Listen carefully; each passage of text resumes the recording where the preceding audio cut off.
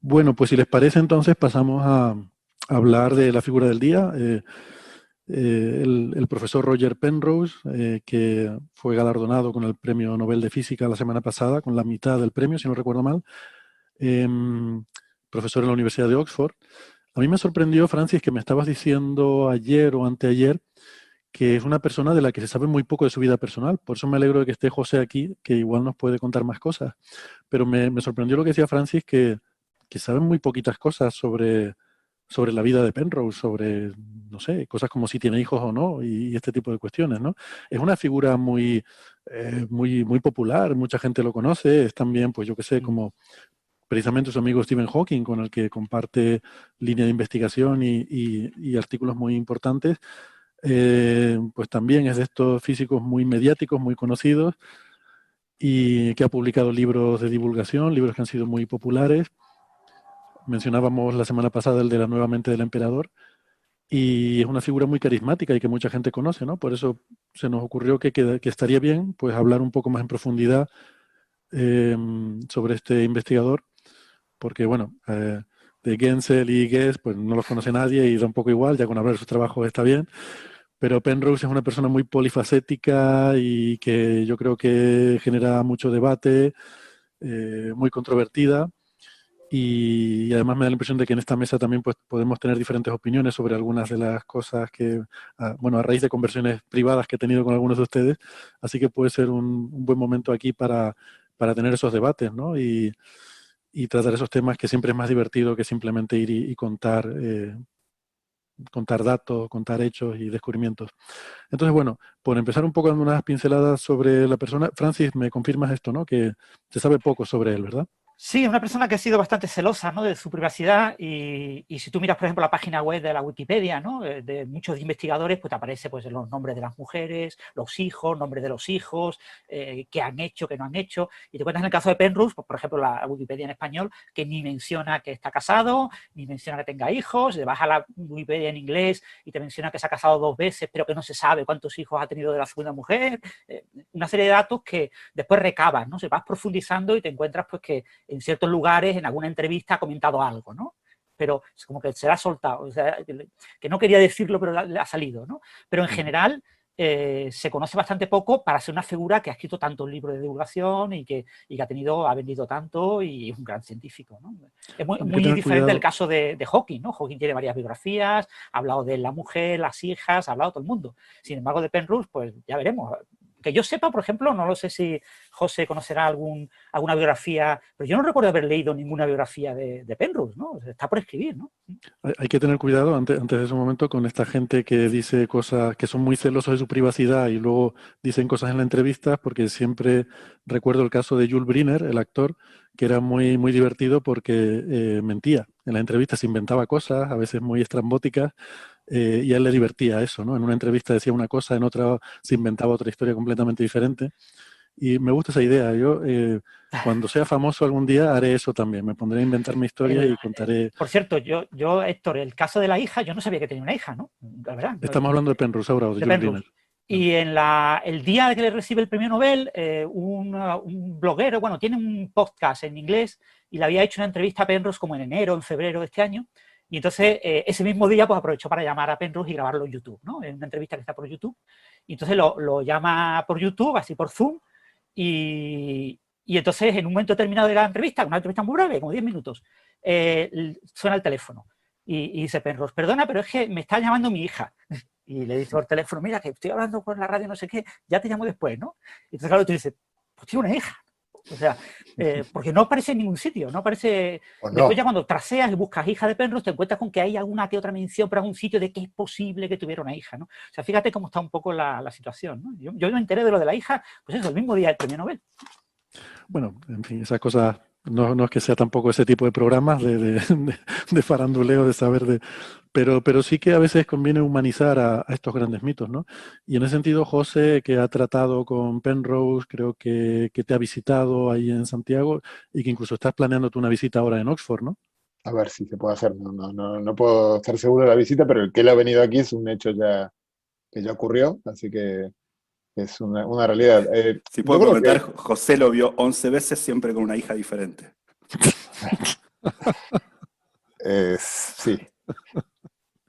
supongo que, bueno, no sé si es la insinuación de Gastón, pero bueno, la segunda esposa es mucho más joven que él. De hecho, él tiene, creo que tiene un solo hijo con ella, que cuando él vino acá yo creo que era adolescente, o sea, ahora debe tener Pero vamos a ver, 20, eso es un 20 y poco. tema, es que dicho así puede No, no, sonar sí, mal, sí, pero sí, es un tema de regresión a la media. Es decir, cuando tienes una cierta edad, no queda otra que tu esposa sea más joven que tú. Es que, porque ya no evidentemente, quedan de mayores. evidentemente.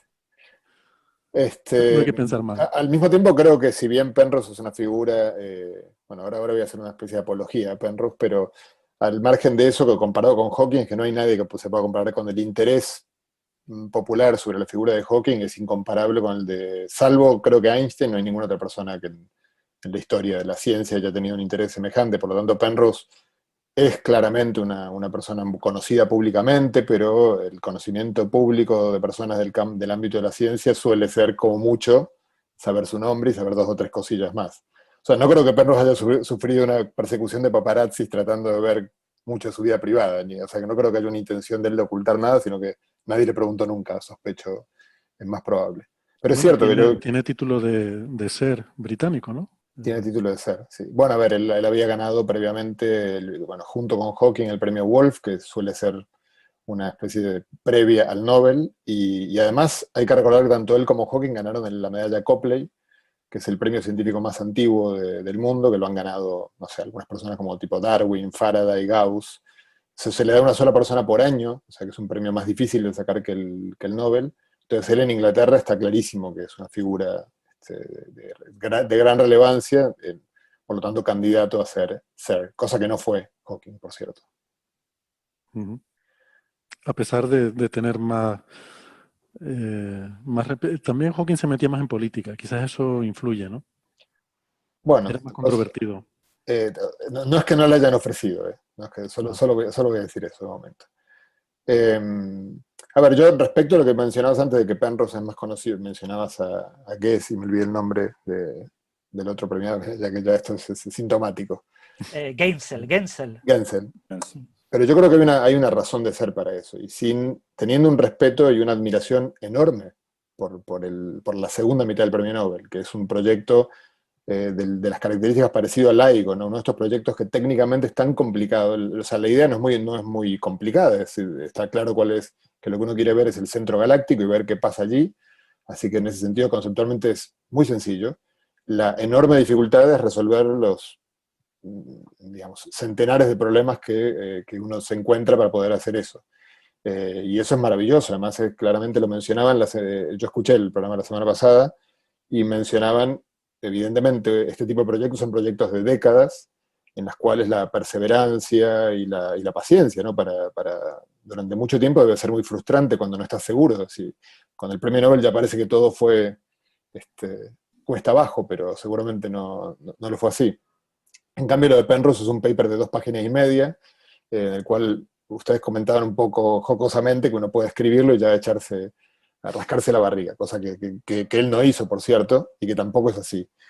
Pero yo creo que la admiración por Penrose es que a mí me parece que Penrose es un genio, voy a sostener vivamente esa tesis, y bueno, los otros dos premios Nobel no estoy seguro, digamos, pero no hace falta ser un genio para dirigir un equipo y resolver estos problemas, hace falta un montón de méritos, pero la terminología de genio, que es una persona de un talento excepcional, pero que además viene acompañado de un montón de características que también son negativas, pero que en un genio terminan empujando para el lado de los descubrimientos, que es una persona muy terca, muchos de sus posiciones más polémicas que también criticaron ustedes la semana pasada, y yo estoy dispuesto a defender, simplemente porque provienen del mismo, uno no puede quedarse cuando uno tiene una persona como Penrose, uno no puede decir, no, a mí me gusta lo que hiciste que es firme y lo que hiciste que es una locura, mm, lo voy a despreciar, porque también fue una locura en el año 64, contra toda la opinión de toda la comunidad, afirmar que las singularidades eran inexorables. Claro que fue un teorema matemático. Cuando uno demuestra un teorema matemático se siente mucho más seguro que si uno hace una hipótesis como la de la conciencia que tiene Penrose, por supuesto. Pero hay que recordar que en el 63 estaba un trabajo de Lifshitz y Kalatnikov que demostraba que eso no era así, y en un trabajo que todo el mundo dio por bueno. incluyéndolo a Wheeler, por ejemplo, que era la gran autoridad fuera o sea, de la Unión Soviética. En todo el planeta, todo el mundo consideraba que era probado que la singularidad de Oppenheimer y Snyder era un artificio de la simetría. Y de repente viene este hombre y hizo en ese momento lo mismo que siguió haciendo todo el resto de su vida, que es ir contra la corriente. Creo que es una persona que se crece cuando se siente que él es el único que está el Quijote contra todo el mundo. O sea, que ya nos vas dando a entender que es una persona un poco testaruda, ¿no? Un poco obstinada. Eso, si en alguna parte, no sé si en la RAE, en la definición de genio está incluido, pero si no deberían incluirlo. O sea, yo no creo que exista un genio que no sea testarudo, obstinado, que no dé fácilmente el brazo a torcer, que todas características que si las tuviera el primo de uno no le invitaría a la cena de Navidad, pero cuando es una persona genial, que luego de repente consigue, entre todos los intentos que hizo, bueno, Penrose hizo muchísimas cosas de gran valor, pero claro, una persona que se anima, es muy linda, creo yo, la comparación con un navegante. O sea, la mayor parte de la gente navegamos cerca de la orilla, mirando con un poquito de miedo si el viento se levanta e inmediatamente vamos hacia la orilla por si acaso. Y Penrose es de los que no, Penrose es de los que agarran el barco y el bote y se meten mar adentro sin preguntarse si va a haber si está anunciada tormenta. Es así. Entonces, la mayor parte de los que hacen eso terminan ahogados. Y algunos terminan con el premio Nobel. Es el caso de Penrose. Por cierto, solamente un pequeño detalle menor. Me pidieron de una revista de aquí española que hiciera un listado de genios, ¿no? De genios vivos. Y, por supuesto, estaba incluido Roger Penrose. Y en aquel momento estaba vivo también Stephen Hawking. Y me pidieron, que me dijeron, pero faltan mujeres, ¿no? Tienes que incluir mujeres, ¿no? Porque un 30% de mujeres. Entonces fui añadiendo mujeres, porque al principio tenía muy poquitas. Y una de las que añadí fue Andrea Ghez, ¿no? La que ha recibido el premio Nobel. Ella, una de las cosas que ha planteado en varias entrevistas es que ella iba en contra viento y marea cuando empezó a investigar estas estrellas, ¿no? Con el infrarrojo, con óptica adaptativa, con este tipo de cosas que su director de tesis, esto era el primer trabajo que ella dirigía como postdoc, y ella decía que su director de tesis le dijo que no se metiera en eso, que eso era una cosa de muy largo tiempo, que no iba a publicar nada, que era muy difícil que obtuviera resultados, y contra viento y marea ella se focalizó en trabajar en ese tema, en dirigir un equipo, en convencer a mucha gente, en recabar financiación, en hacer cosas que son otro tipo de genialidad, no es la genialidad de Roger Penrose, que es una genialidad en matemática y de ideas muy avanzadas, muy revolucionarias en muchos campos, pero ella también tiene su componente de genialidad, y yo la puse en ese listado como una de las genios en física de la actualidad. Fíjate, yo, donde mejor se ve o se puede quizás intuir la dificultad de la larga escala temporal de ese proyecto, ¿no? El de Andrea Ghez, es cuando tú ves esas animaciones que se hacen con las imágenes reales, porque luego se han hecho animaciones así un poco más artísticas o más didácticas, pero las que usan las imágenes reales, puedes ver como al principio son muy borrosas, se ven las estrellas muy borrosas y según va pasando la película y se va viendo el movimiento, de repente se van volviendo más nítidas, es como si la cámara lo fuera enfocando mejor. Y claro, lo que estás viendo ahí son 20, 30 años de datos, estás viendo la evolución tecnológica de cómo eran las primeras observaciones y cómo son 30 años después, ¿no? Es que la óptica adaptativa es del año 2000, 2003, o sea, no sé, a principios del siglo XXI. Entonces todos los primeros datos no eran tomados, eran tomados de una manera tremendamente complicada, que yo no terminé de entender del todo, pero con fotografías muy, muy rápidas, pero al mismo tiempo necesitabas mantener algo que te mantuviera la referencia, porque si no, entre todo el enjambre de objetos no podías ver cuáles, digamos, tenías que ver cómo se iban moviendo con fotos, así que era digamos, sí, de hecho, o sea, cuando uno ve cómo lo hicieron, uno, si como teórico escucha el argumento antes de saber si funciona o no, uno diría eso no va a funcionar. O sea, sí. Creo que usaron una técnica que se llama Lucky Imaging, si no estoy equivocado, que consiste en eso, en hacer exposiciones muy cortas y luego suficientemente cortas como para que la atmósfera no haya tenido tiempo de emborronártelas, ¿no? Pero el problema es que si... Y entonces lo que ves simplemente es que en sucesivas imágenes se te mueven los puntitos, que es el efecto de la atmósfera, ¿no? Es el movértelos por ahí. Pero el problema es que eso funciona, es fácil de hacer en telescopios pequeños, pero es muy complicado hacer en telescopios más grandes. Y el problema es que si te quedas sin luz, si tu exposición es demasiado corta, te puedes quedar sin tener suficiente luz como para que puedas llegar a acumular suficiente relación señal-ruido.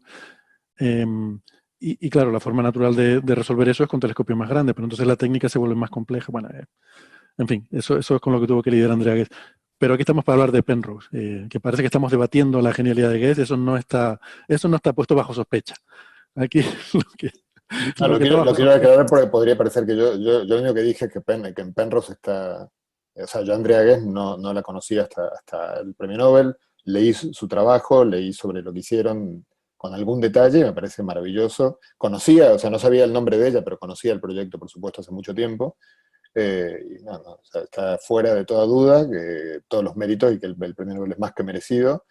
Simplemente la alusión es porque lo de Penrose es muy distinto a lo de cualquier otro, incluso colegas que uno también llamaría genios en nuestro campo, pero es que Penrose es una persona que haya abarcado tantos campos, que haya hecho contribuciones tan rompedoras.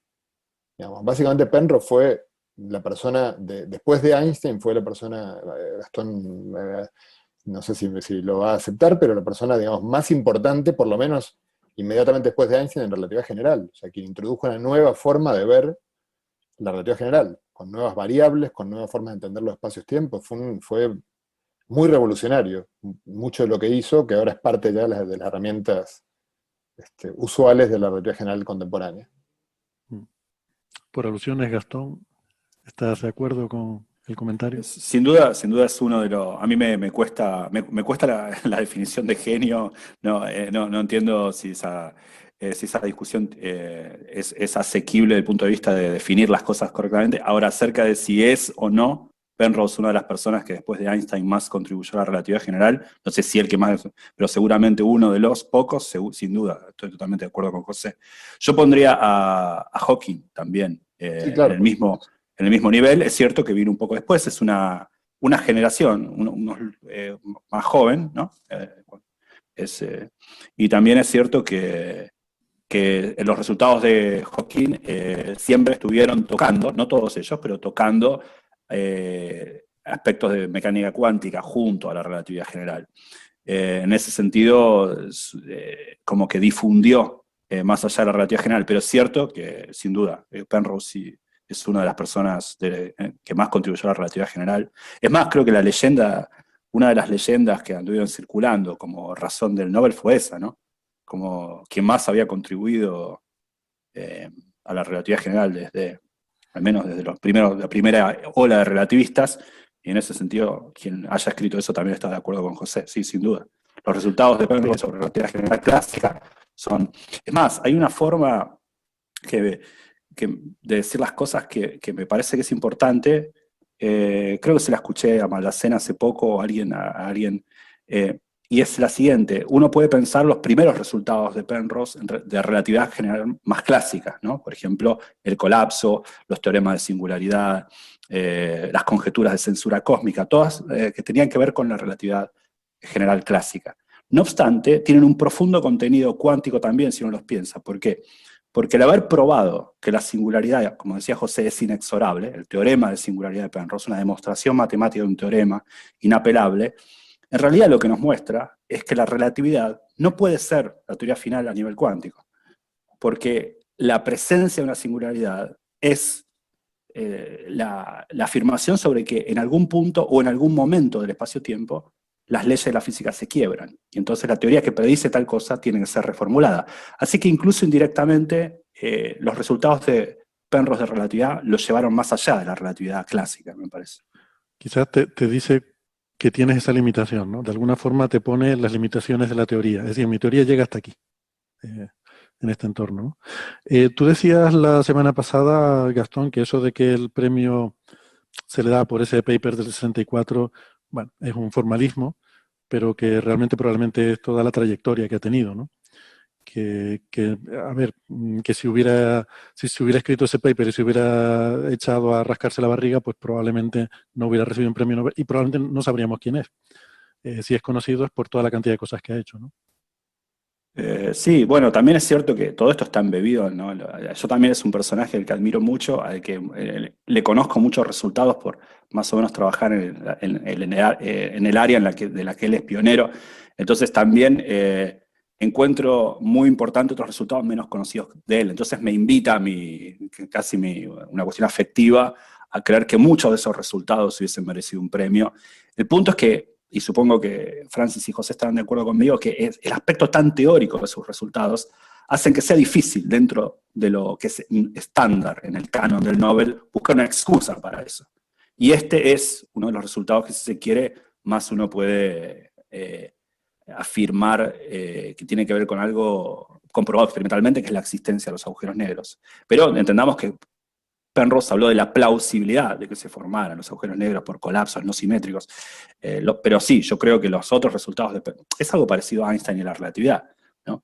Más allá del daño que Bergson haya hecho y otros filósofos de esa época, del principio del siglo, hayan hecho a tomar la relatividad como un resultado importante, incluso en la década del 20, y que no se le haya dado a Einstein el premio por la relatividad, que tiene más que ver la influencia negativa de gente que no venía necesariamente del Comité Nobel, sino de una suerte de esfera intelectual que había a principios del siglo XX.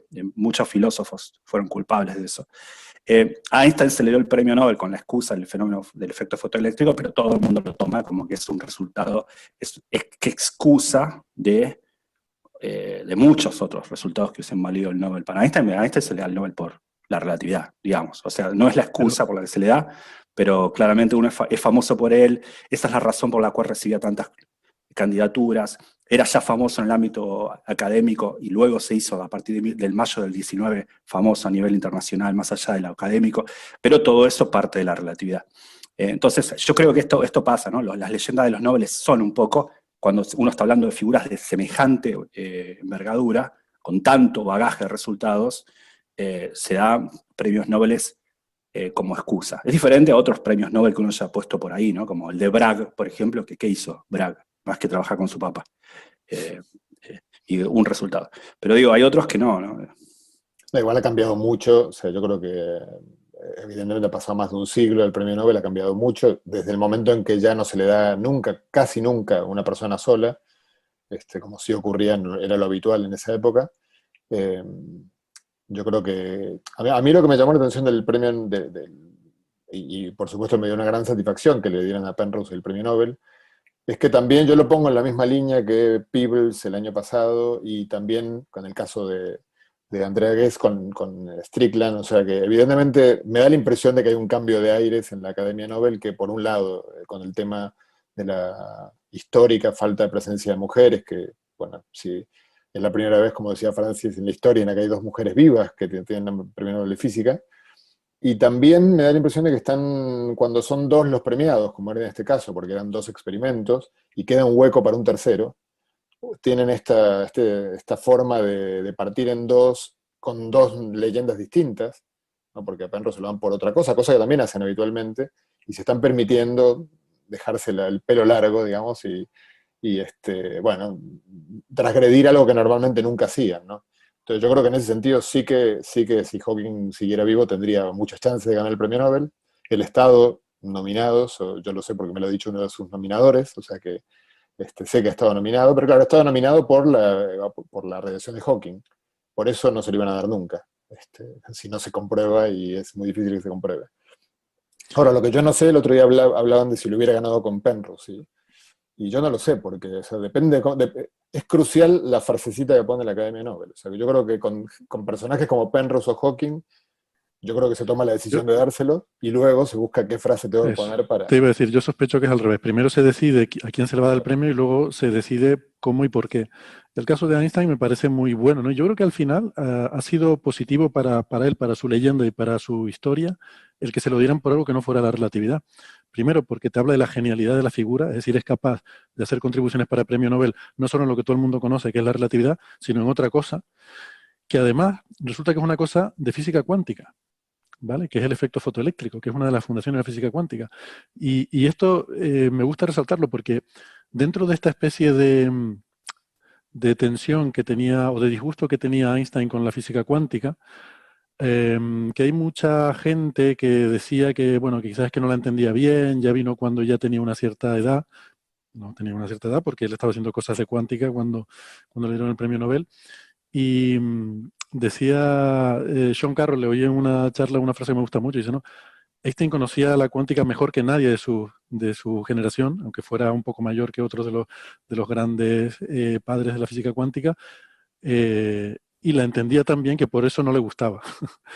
No era desconocimiento y no era que ella estuviera mayor, ¿no? Y el hecho de que le dieran el premio Nobel por el efecto fotoeléctrico, que al fin y al cabo es un efecto muy íntimamente ligado a efectos cuánticos, creo que refuerza esa idea.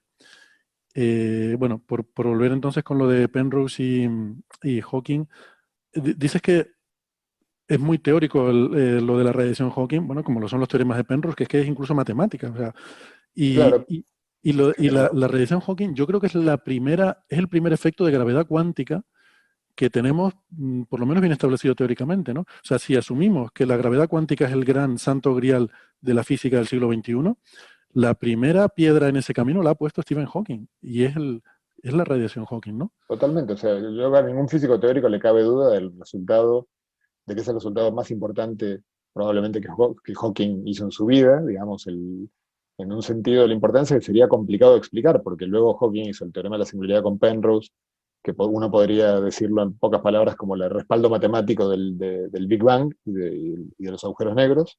Luego también tiene contribuciones importantes en la formación de estructura de gran escala, o sea, en la formación de por qué el universo luce como luce en grandes escalas. Ambas son tremendamente importantes. O sea, decir que la misma persona hizo contribuciones trascendentales en el origen del universo y en su estructura a gran escala, ya con mucho menos que eso yo me conformaría. Pero luego explicarle a la gente que pero eso no es lo que más nos impresiona a los demás, sino justamente cuando te das cuenta que él se dio cuenta de dónde estaba como el ángulo ciego en el cual podía juntar cuántica con gravedad sin ofender a nadie, digamos. O sea, en el lugar en el cual nadie le puede decir que está trabajando en un dominio en el cual la cuántica es cuestionable, ni la gravedad es cuestionable. Entonces, por eso estamos muy convencidos de que tiene razón en el resultado, porque la única forma que no tenga razón es que la cuántica o la relatividad estén mal allí donde no están mal, en principio, donde hemos comprobado hasta el hartazgo que no están mal. Eso es cierto, o sea que la envergadura conceptual del resultado de él, sin ninguna duda que es merecedora del Nobel o más. Pero, claro, ahí sí que está la cuestión de que hay que demostrarlo, ¿no? Y claro, el teorema de Penrose, si uno lo mira, yo lo estuve repasando ahora digamos, a raíz de un artículo que escribí sobre Penrose, y verdaderamente Penrose se podría considerar el padre de los agujeros negros, estrictamente. Si bien, por supuesto, que uno lo tiene a Schwarzschild, no sé, Oppenheimer, ¿sabes? O sea, un montón de gente, y Wheeler que le pone el nombre, el primero que dice algo, digamos, verdaderamente de peso, en el cual dice, miren, si la relatividad general es correcta, hay agujeros negros, no hay discusión, es Penrose, que tiene argumentos de peso, digamos. Todos los demás admiten discusiones, dudas, etcétera. O sea que, claro, y los agujeros negros hoy en día tenemos sobradas pruebas de que existen, de todo tipo. Ahora, fíjense que una cosa que es interesante, y es que la Academia Nobel hizo algo que no sé si fue adrede, si fue el inconsciente o qué, pero porque todo el mundo, en el segundo premio Nobel, el objeto compacto supermasivo, no hablan de agujeros negros. Lo dejaron picando, y de hecho yo escuché en la tertulia la semana pasada, y vosotros hablasteis del agujero negro del centro de la Vía Láctea en todo momento, y yo decía, yo justamente me llamó la atención porque tenemos con Gastón amigos en común que trabajan todavía en la hipótesis de que sean otras opciones para este objeto compacto en el centro de la Vía Láctea, y bueno, evidentemente la probabilidad de que no sea un agujero negro está cayendo en picada, digamos, yo creo que es mínima, pero lo cierto es que existe, por eso la Academia Nobel, que no quiere pillarse los dedos, pone objeto compacto supermasivo. Pero al mismo tiempo la otra mitad se la da a Penrose para que todo el mundo se trague el amague y diga, crea que fue por agujeros negros. Es que si no hubiera sido por agujeros negros, no se entiende que le den la mitad a Penrose. También claro, es cierto eso. Claro. Pero fíjate, Francis, me gustó mucho un artículo que compartiste en Twitter, creo que fue ayer, Francis, sobre las diferentes, o sea, a lo que se refieren diferentes personas cuando dicen agujero negro. Hay como se están refiriendo a diferentes cosas, hay diferentes formas de definirlo, aunque al final hay cierta consistencia entre todas estas definiciones, ¿no? Para mí, que lo veo todo un punto de vista un poco más pragmático por mi formación, para mí un agujero negro viene caracterizado por un objeto con un horizonte. Yo eso lo llamo agujero negro. Y luego del horizonte para abajo ya ahí me desentiendo totalmente, ¿no? Para Penrose probablemente lo fundamental de un agujero negro sea la singularidad, bueno, no sé, horizonte y singularidad. O sea, es que... No, Penrose dice, disculpa, pero es que lo escuché el otro día. Penrose dice que el agujero negro es el horizonte de eventos. Claro. Claro, porque la singularidad es cuestionable, quiero decir, es lo que decía Gastón, ¿no? Esa singularidad nos dice que, vale, la relatividad llega hasta aquí, ¿no? Y la singularidad es el punto donde tú dices, en ese entorno ahí ya nos falta algo, ¿no? Nos falta algún ingrediente, ¿no? Pero el horizonte sí está claro y se tiene que formar en un tiempo finito y es lo que visto desde fuera tú puedes caracterizar. Pero ese artículo, Francis, bueno, la verdad es que lo leí un poco en diagonal porque no tuve tiempo de leerlo del todo, pero me pareció muy interesante. Sí, eso es ha sacado la revista Nature, cada vez que hay un premio Nobel, pues libera gratuitamente una serie de artículos, ¿no? Y crea una página web como asociada al premio Nobel. Y han liberado pues una enorme cantidad de artículos de tanto Nature como Nature Communications y Nature Astronomy y Nature Physics. Muchos artículos. Y uno de los artículos que han liberado es este, que se llama Muchas definiciones del agujero negro, de Eric Curiel, es de Nature Astronomy en 2019. Es un artículo que está bien porque te comenta un poco lo que entiende por agujero negro un astrofísico, lo que entiende un matemático, lo que entiende un físico, la gente que trabaja en horizontes en los discos de acreción, pues entiende una cosa muy diferente a lo que entiende pues el que trabaja yo qué sé, en ondas gravitacionales, ¿no? Te va poniendo las diferentes definiciones y te va diciendo que no hay una definición común, ¿no? Yo, por ejemplo, en mi blog habitualmente suelo decir una definición que a muchos relativistas no les gusta, sobre todo a los relativistas más numéricos y a los relativistas que son más, digamos, del punto de vista más fenomenológico, menos teórico, que yo suelo definir el agujero negro como una solución de vacío de las ecuaciones de Einstein.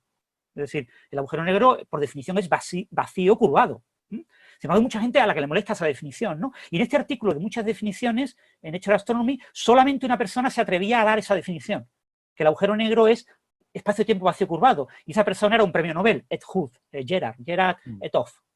Era el único que decía eso. El resto de las personas, porque recopilaba el autor una serie de entrevistas que había hecho a mucha gente, preguntándoles, ¿tú qué crees que es un agujero negro? ¿Cómo defines un agujero negro? Y solamente una persona hablaba de espacio-tiempo vacío. Había gente que decía, pues un agujero negro es, pues eso, un disco de acreción de materia alrededor de un objeto muy pequeño. Y es irrelevante lo que sea el objeto pequeño, lo importante es el disco de materia y los chorros que emite y los rayos X y los rayos gamma que observamos, ¿no? O sea, había muchas definiciones y bueno, eso nos da un poco la idea de que a veces lo que pasa en física, ¿no? Una palabra representa muchas cosas distintas para diferentes personas, ¿no? Entonces, un astrofísico puede asegurar y reasegurar. Yo conozco a algunos de los astrofísicos de Andalucía que afirman con una absoluta rotundidad que los objetos que los astrofísicos llaman agujeros negros no son descritos por las ecuaciones de la relatividad general.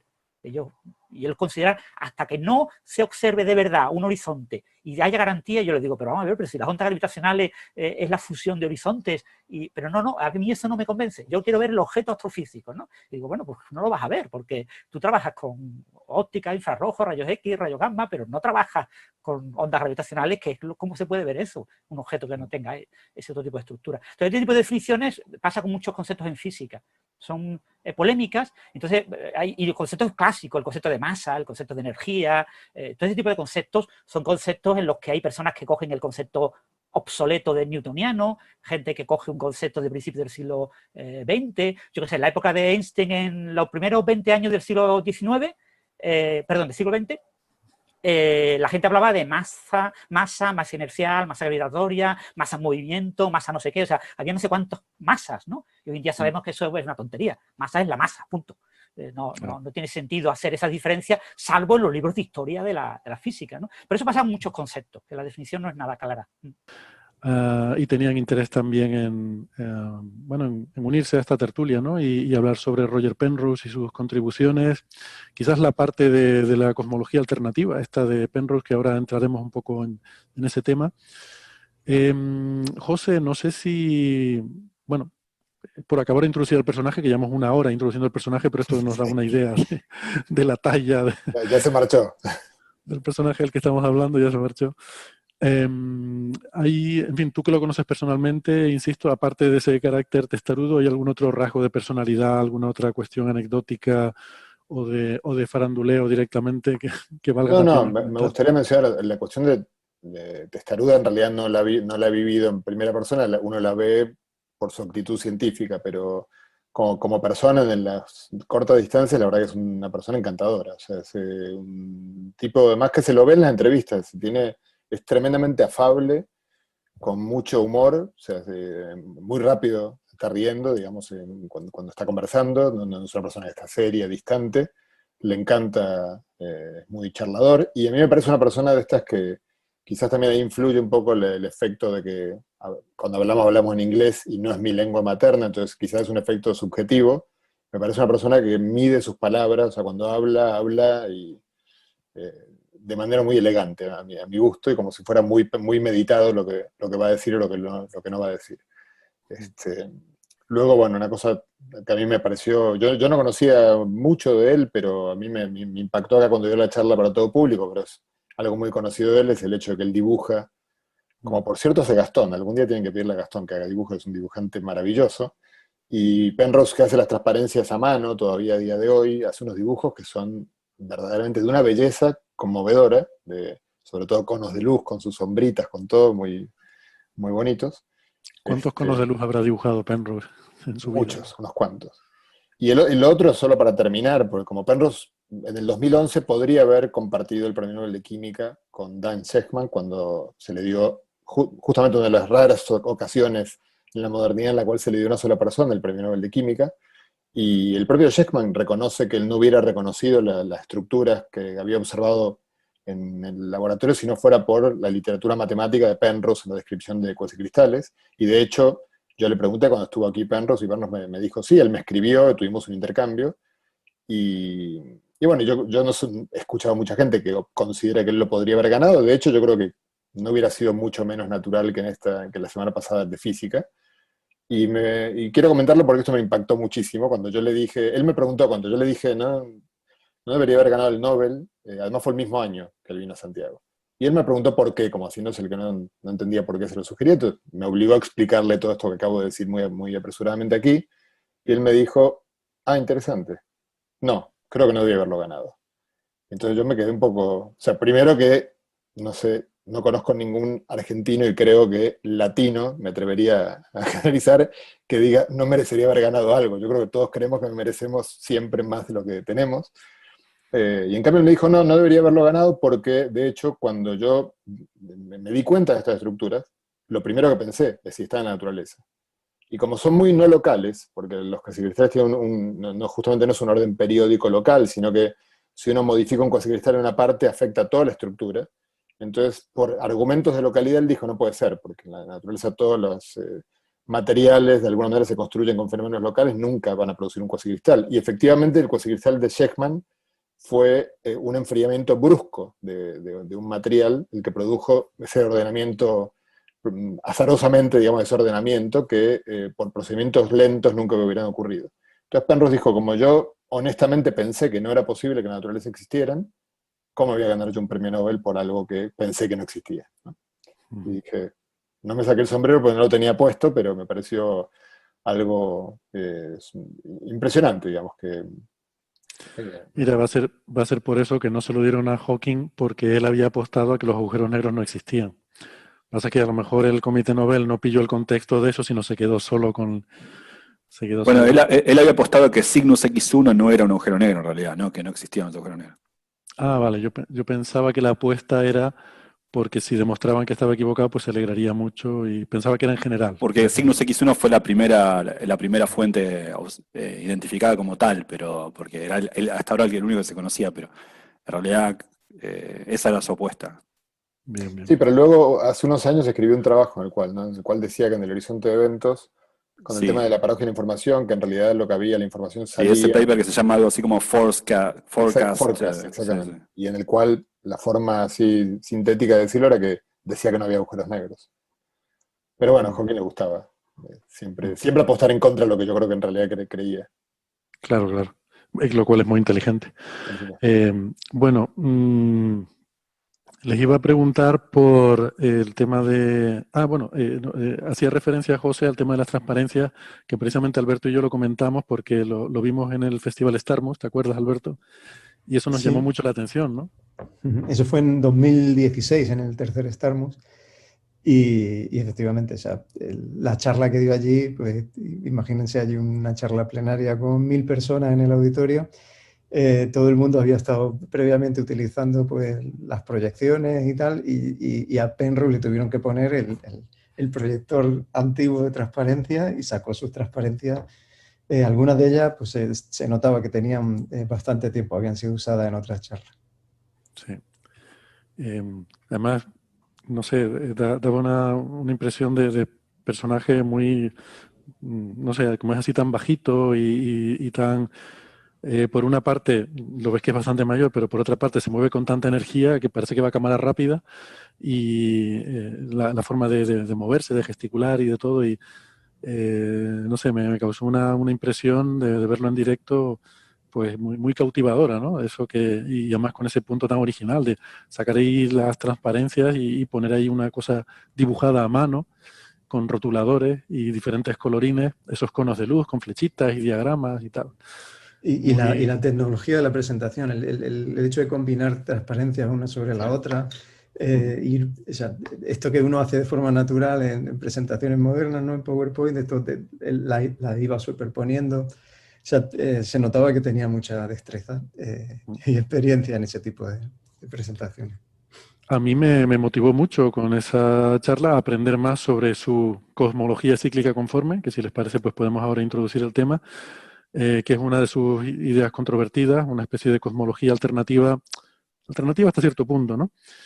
Y claro, se llama eso, ¿no? Cosmología cíclica conforme, que ahora explicaremos por qué tiene esos 3 nombres, pero CSC, que es muy curioso porque aquí en Canarias, sobre todo los que somos de una generación, nos suena totalmente a CSC, son las siglas de Compañía Cervecera de Canarias. Entonces, hay una asociación ahí que es difícil no hacer cuando uno oye hablar cuando uno oye hablar de esto. Y yo creo que deberíamos ponerlo la cosmología cíclica conforme de Penrose. Y así pues sería CSCP, que no significa nada y no te trae ningún otro tipo de connotación, claramente. Esta idea de Penrose, que a mí me parece muy divertida y que si quieren podemos introducir un poco el concepto, pero es una cosmología cíclica, que esto es algo que siempre filosóficamente es agradable, ¿no? Porque uno siempre tiene el problema de que si el universo tiene un principio, pues que había antes del principio y estas cosas, ¿no? Entonces el tener una cosa eterna que se repite cíclicamente, pues filosóficamente te relaja y hace que parece que somos capaces de asimilar mejor algo infinito que algo que tuvo un origen. Y entonces, pues ha habido muchas propuestas, pero bueno, siempre la típica es esta del Big Bang, Big Crunch, ¿no? Que el universo después de una cierta expansión vuelve a colapsar sobre sí mismo en un ciclo infinito. Entonces Penrose a esto le da una vuelta de tuerca y hace una cosa que para mí es muy ingeniosa, que es conectar los instantes finales de la vida de un universo en el que hay una expansión acelerada, como hay en el nuestro, porque hay una energía oscura, una constante cosmológica posiblemente, que provoca una aceleración en el final del universo, y él dice, bueno, pues es una expansión exponencial que es lo mismo que tenemos al principio del universo con la inflación, ¿no? Y entonces él dice que esas dos cosas son lo mismo, que para cada ciclo de esto se llama eón, y la expansión acelerada del final de un eón es lo mismo que el inicio, la inflación del eón siguiente, ¿no?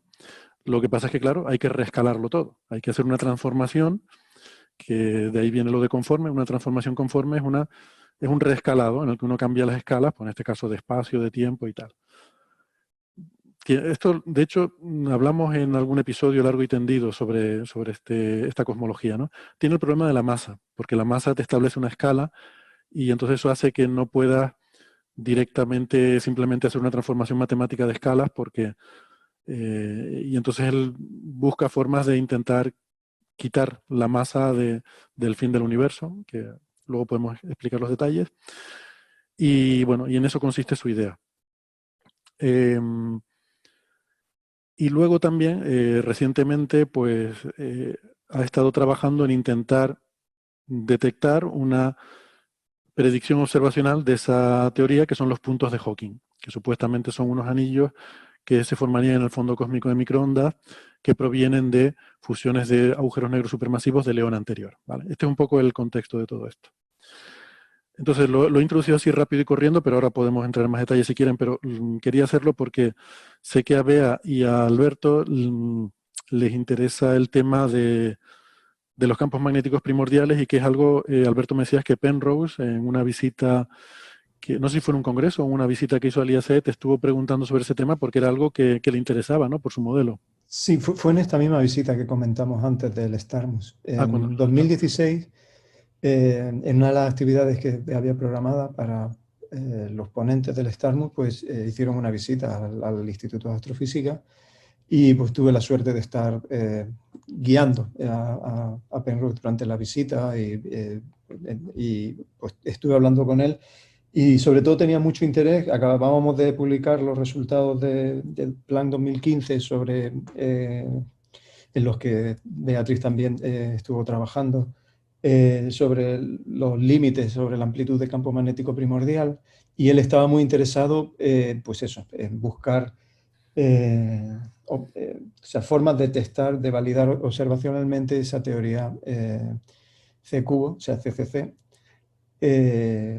y en particular por las predicciones que tenía sobre la existencia de campo magnético en esa estructura, en esos puntos de Hawking, en esas estructuras que estaba buscando. Él acababa de publicar un trabajo intentando buscar figuras con, o sea, círculos esencialmente en los mapas del fondo cósmico de microondas.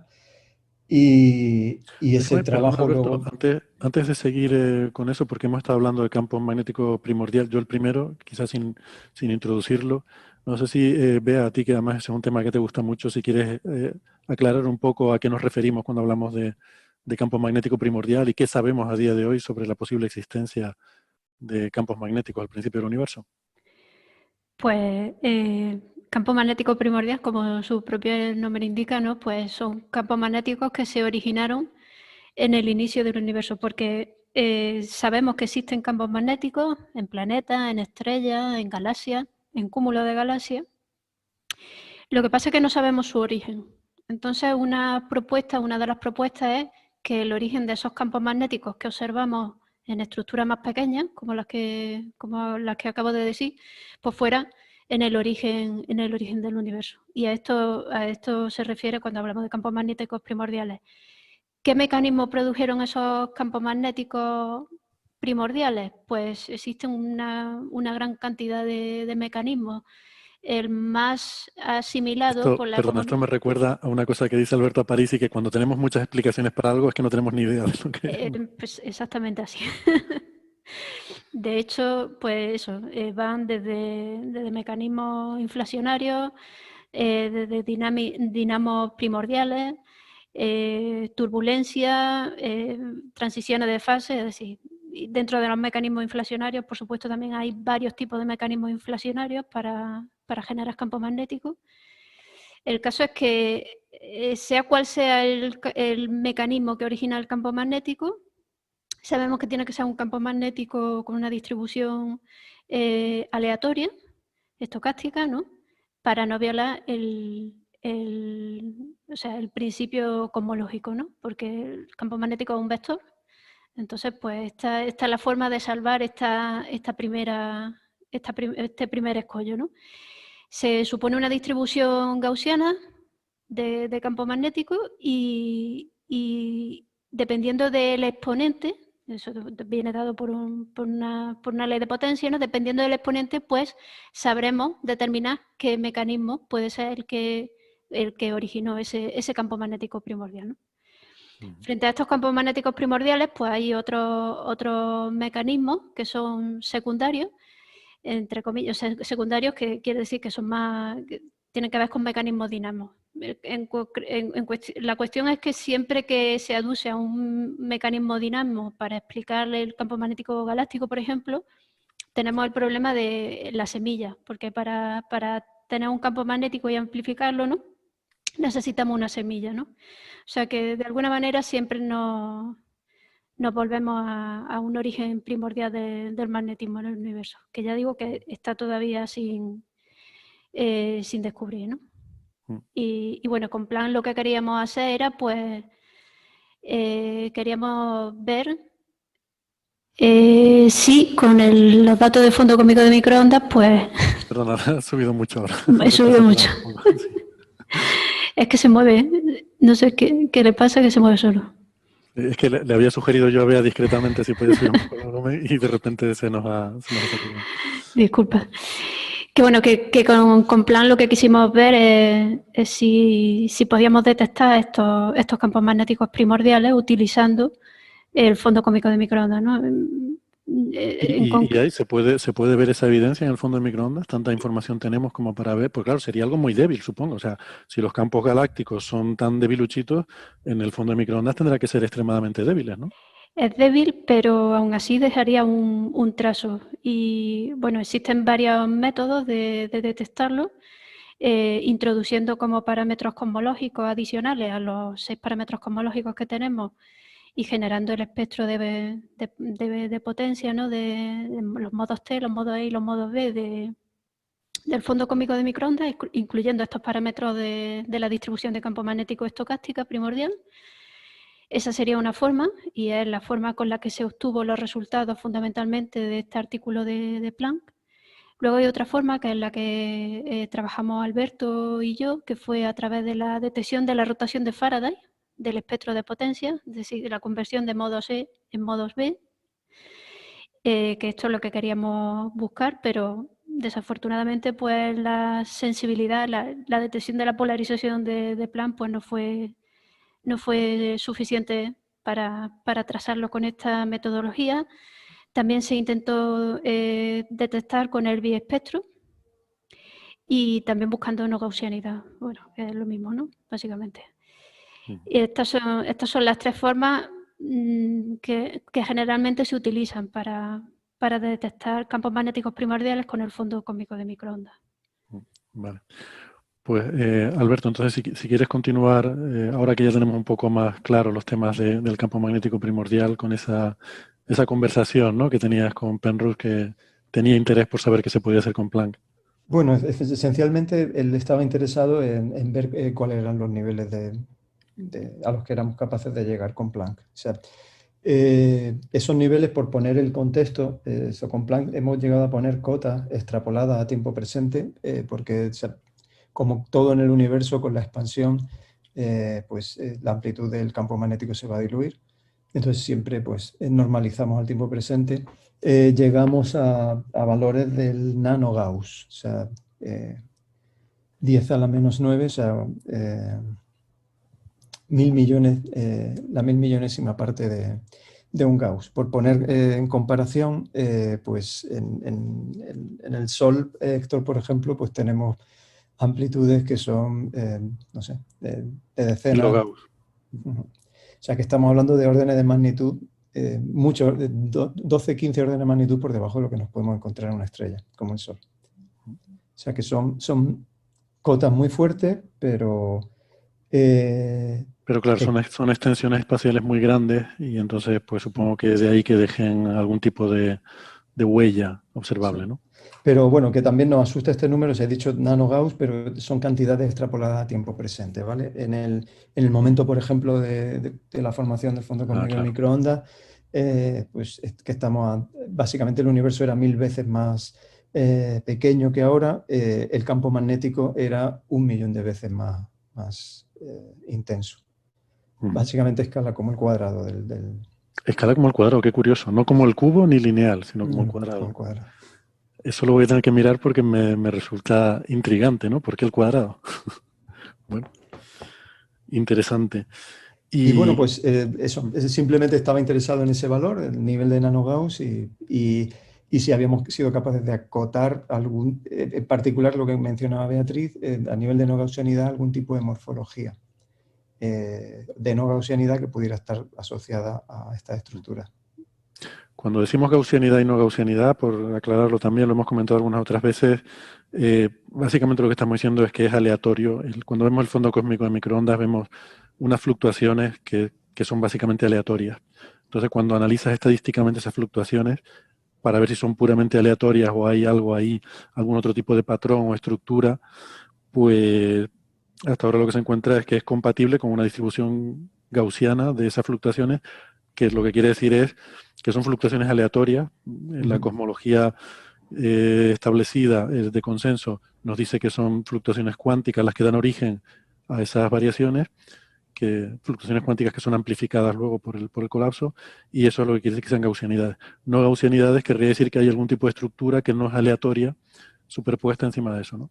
Bueno, realmente, o sea, siendo todas aleatorias, o sea, el concepto de gaussiano o no gaussiano se refiere a la propia forma que tiene la distribución estadística. O sea, el mecanismo subyacente que genera todas las semillas de las estructuras que vemos en el universo es un fenómeno que entendemos que es aleatorio, cuántico, y la cuestión es que con medidas del fondo cósmico de microondas somos capaces de intentar reconstruir cómo es la función generadora, la que ha dictado cómo se distribuyen esas estructuras, ¿vale? Nos aparece un montón de veces la palabra gaussiano, y es que esa distribución, una distribución gaussiana, pues está íntimamente relacionada con las soluciones más sencillas que te puedes encontrar. La solución de más baja energía de un oscilador armónico es una gaussiana. Y bueno, eso esencialmente está conectado con cómo entendemos el mecanismo de que se produce en inflación.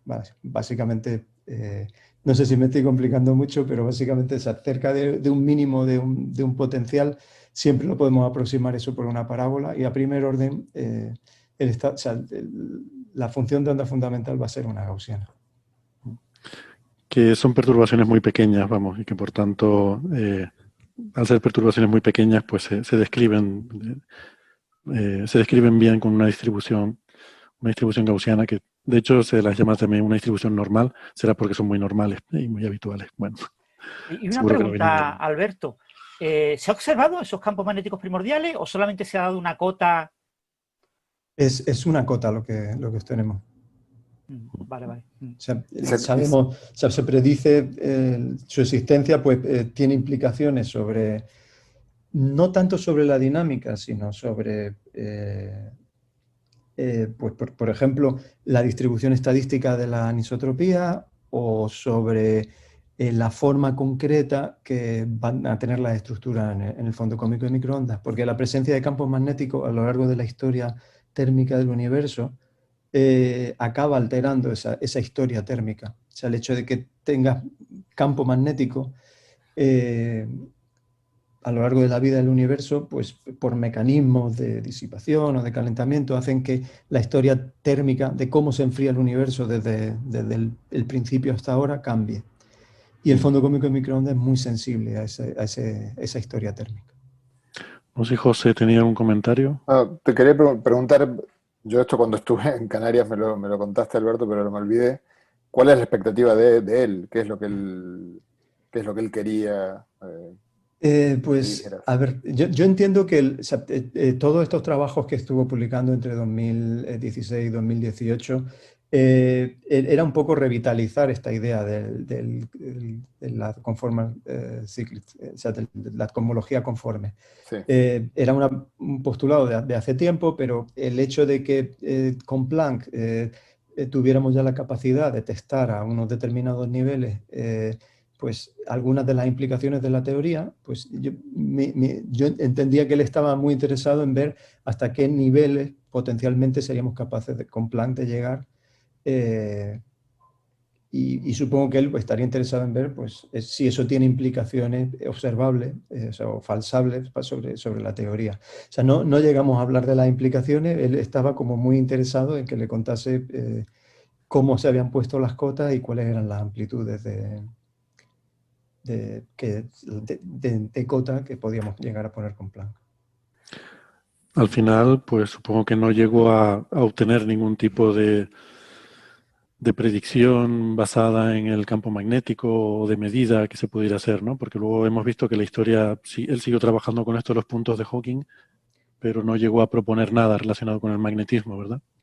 No he visto nada publicado en ese sentido, pero entiendo que era otra de las predicciones. Él hablaba de que esos puntos de Hawking también debieran tener, dentro de la teoría conforme, debieran tener, o sea, debieran ser puntos en los que el magnetismo tendría que ser peculiar. Entonces, por eso estaba muy interesado en ver a qué niveles se podría trazar esa amplitud de campo magnético.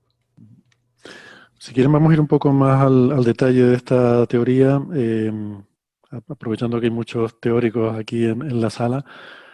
Quizás el punto más, podríamos decir, débil es esta unión que tiene que hacer de la fase exponencial. O sea, yo tal como me lo imagino, es decir, lo siguiente: cada eón es equivalente, si pensamos en el final de nuestro universo, por ejemplo, va a acabar con una expansión acelerada cada vez más, va a acelerar exponencialmente, ¿vale?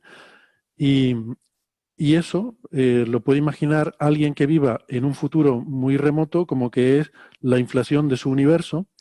Pero claro, para eso hace falta un cambio de escala. Hace falta que ese universo en el que vive ese ser futuro tiene que transcurrir mucho más lento para que estos miles de millones de años de la expansión acelerada sean una fracción de 10 a menos 30 segundos en su forma de medir el tiempo, y que toda la escala de nuestro universo sea como algo microscópico, ¿no?, para ellos.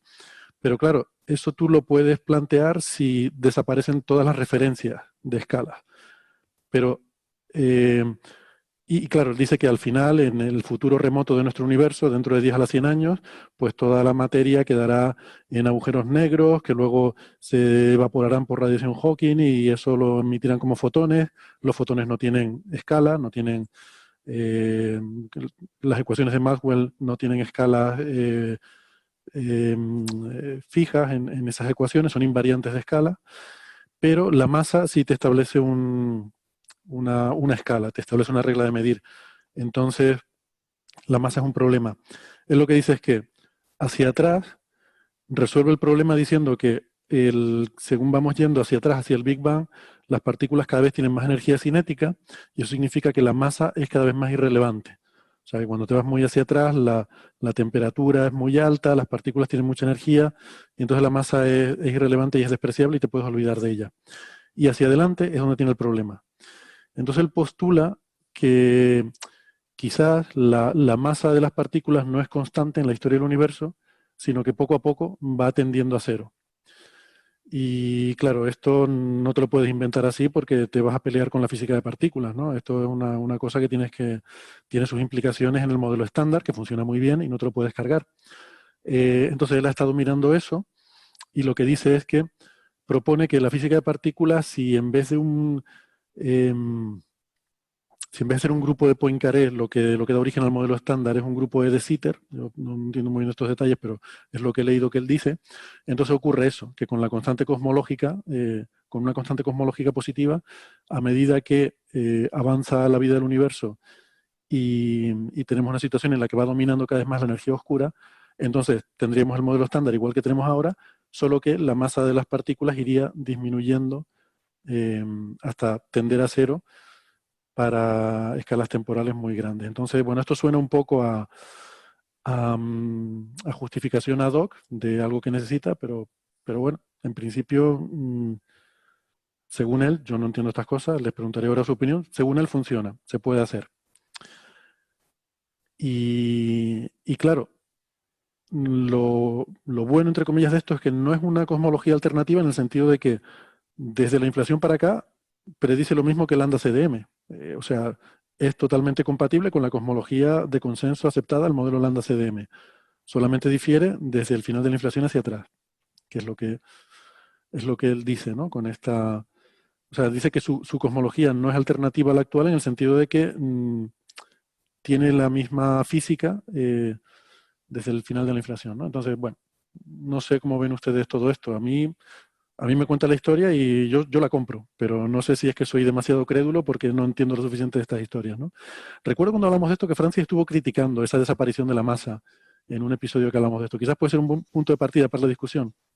Sí, bueno, en principio las ideas yo no las tengo todo lo frescas que debería tenerlas ahora, pero la idea era introducir un campo que a los el gran problema que tenemos con la materia oscura y con la energía oscura, con el origen de estas grandes contribuciones a la densidad de energía del universo, es que para entender lo que son tenemos que introducir campos. Entonces a los relativistas les encanta introducir campos clásicos, que en principio es irrelevante que tengan representación cuántica, que tengan partículas, que tengan algo, y a los físicos de partículas meten partículas, es decir, campos que tienen partículas, ¿no?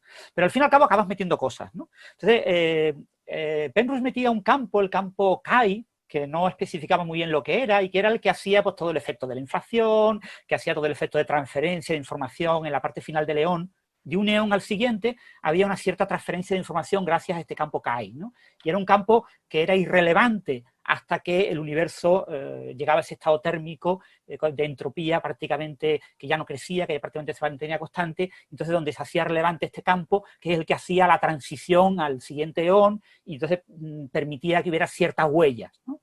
Ciertas huellas en las perturbaciones, de lo que este campo era el responsable de la inflación del siguiente eón y era el responsable de las pequeñas perturbaciones que eran amplificadas por esa inflación, que acaban siendo las marcas que podíamos observar en el SMB, tanto los puntos de Hawking como posibles efectos magnéticos, etcétera, ¿no? El gran problema era, claro, el problema, que la gran crítica que yo tengo a este tipo de cosas es que metes cosas que no puedes observar, porque por definición tiene que ser un campo absolutamente inobservable, es absolutamente no, es el caso clásico de Popper, ¿no? De la falsabilidad, ¿no? Es absolutamente no falsable y solamente puedes tratar de verlo en esas marcas, en una cosa tan indirecta como es el fondo cósmico de microondas del siguiente eón, que ocurre, pues yo qué sé, 300.000 años después de que pase todo este proceso. O sea, ocurre extremadamente tardío y que cualquier cosa que veas ahí puede tener un origen completamente diferente, no tiene por qué ser en ese campo, ¿no? Entonces, es un poco la crítica a este tipo de modelos, ¿no? Tratan de arreglar problemas, el problema de la entropía, que es el gran problema del universo cíclico. Claro. Es verdad que recuerdo que estuvimos hablando de ese campo Chi, y es cierto, yo lo que estuve repasando, y un poco esto que acabo de contar, se basa en la introducción de su paper sobre los puntos de Hawking, que estuve releyendo ese artículo porque fue un artículo que se envió en 2018 y ahora se acaba de aceptar. Y es que no habla de eso en esta... O sea, me pregunto si lo ha cambiado. Luego lo ha cambiado. Hay que recordar eso. Bueno, yo tenía más fresco el libro de Ciclos en el Tiempo, ¿no? Que no sé si todos lo habéis leído o no, es un libro que está bien, ¿no? Otra cosa es que nos guste o no nos gusten, que son ideas muy especulativas y que bueno, en mi opinión... Pues tampoco... Ese es un libro que tiene como 10 años o algo así, sí. Y en el medio como que fue haciendo un pequeño fine-tuning de algunas hipótesis, me parece. Yo tampoco seguí esto con mucha atención. Yo dejo los aspectos no conservadores a mi vida privada y mis opiniones políticas. En cuanto a lo científico me vuelvo una persona conservadora. Entonces, de alguna manera, pero esta no sería la actitud seria, ¿no? Pero de alguna manera no seguí esto un poco por prejuicio teórico, con mucho detalle. Pero lo que sí sé es que desde el libro en adelante elaboró mucho, en particular discutió cosas como si reemplazar la energía oscura por radiación gravitatoria puramente. También últimamente se metió en cuestiones de qué implicancias tiene esto para preguntas como la paradoja de Fermi, y esto de la radiación de agujeros negros, evaporación de agujeros negros, que uno vería hoy como aquellos que se evaporaron en el eón anterior, lo cual se te da cierta escala de tiempo acerca de cuánto puede durar un eón, ¿no? Porque si tenemos en cuenta que un agujero negro tarda 10 a la 67 años en evaporarse, eso seteaba ciertas escalas, pero bueno, no lo leí con mucha atención, pero todas estas son cosas que pasaron luego del libro. Así que yo me quedé en lo mismo que se quedó Francis, en el libro aquel de 2010. Es que yo el libro no lo leí, pero este paper lleva como varios años, el paper de los puntos de Hawking, que aquí lo hemos comentado porque salió cuando lo subió el archive, y creo que se acaba de aceptar ahora, o sea, lleva 2 años batallando con este paper, y aquí en la introducción no menciono nada de ese campo. Habla de otra cosa, habla de un campo para la materia oscura, pero bueno, todo el mundo necesita un campo para la materia oscura, o sea, que llama Eberon o algo así, que suena a personaje de rol. Eberón o algo así, no sé muy bien. Pero es verdad que el campo Chi, o como se llamara, que tenía una letra, ¿no? Que recuerdo estuviste discutiendo con Nefertiti sobre cómo había que llamar a ese símbolo griego, Y aquí no menciona nada de eso en este paper más actual. O sea, que es posible que haya ido evolucionando la teoría con el tiempo, ¿no? El punto atractivo que tenía la teoría al principio, cuando él vino aquí en el 2011 y habló justamente de eso, era que tenía justamente, él decía tener observaciones, que eran estos famosos anillos concéntricos, cuya explicación era en colisiones de agujeros negros supermasivos en el eón anterior, y entonces ahí uno podía hacer una comprobación, que en principio supuestamente él hizo, y el tema, la gran dificultad que había era que bueno, él tenía un colaborador que era el experto en el análisis numérico del CMB, pero que para él era una caja negra, era una persona que él le decía, fíjate si es esto, y el otro le decía sí. Y el gran problema es que en los trabajos que enviaron a publicar, entonces supuestamente lo que hicieron fue ver que había un número de círculos concéntricos en el CMB, de círculos concéntricos de mínima varianza. O sea, buscan la varianza en círculos y bueno, con algún criterio. Yo estuve hablando con él, le estuve haciendo bastantes preguntas y no me quedó muy claro. Me generó, cuando él vino yo estaba muy entusiasmado, puse a 3 estudiantes a buscar los círculos concéntricos para tener pensé que era fácil, ahí me di cuenta que no era tan fácil el asunto.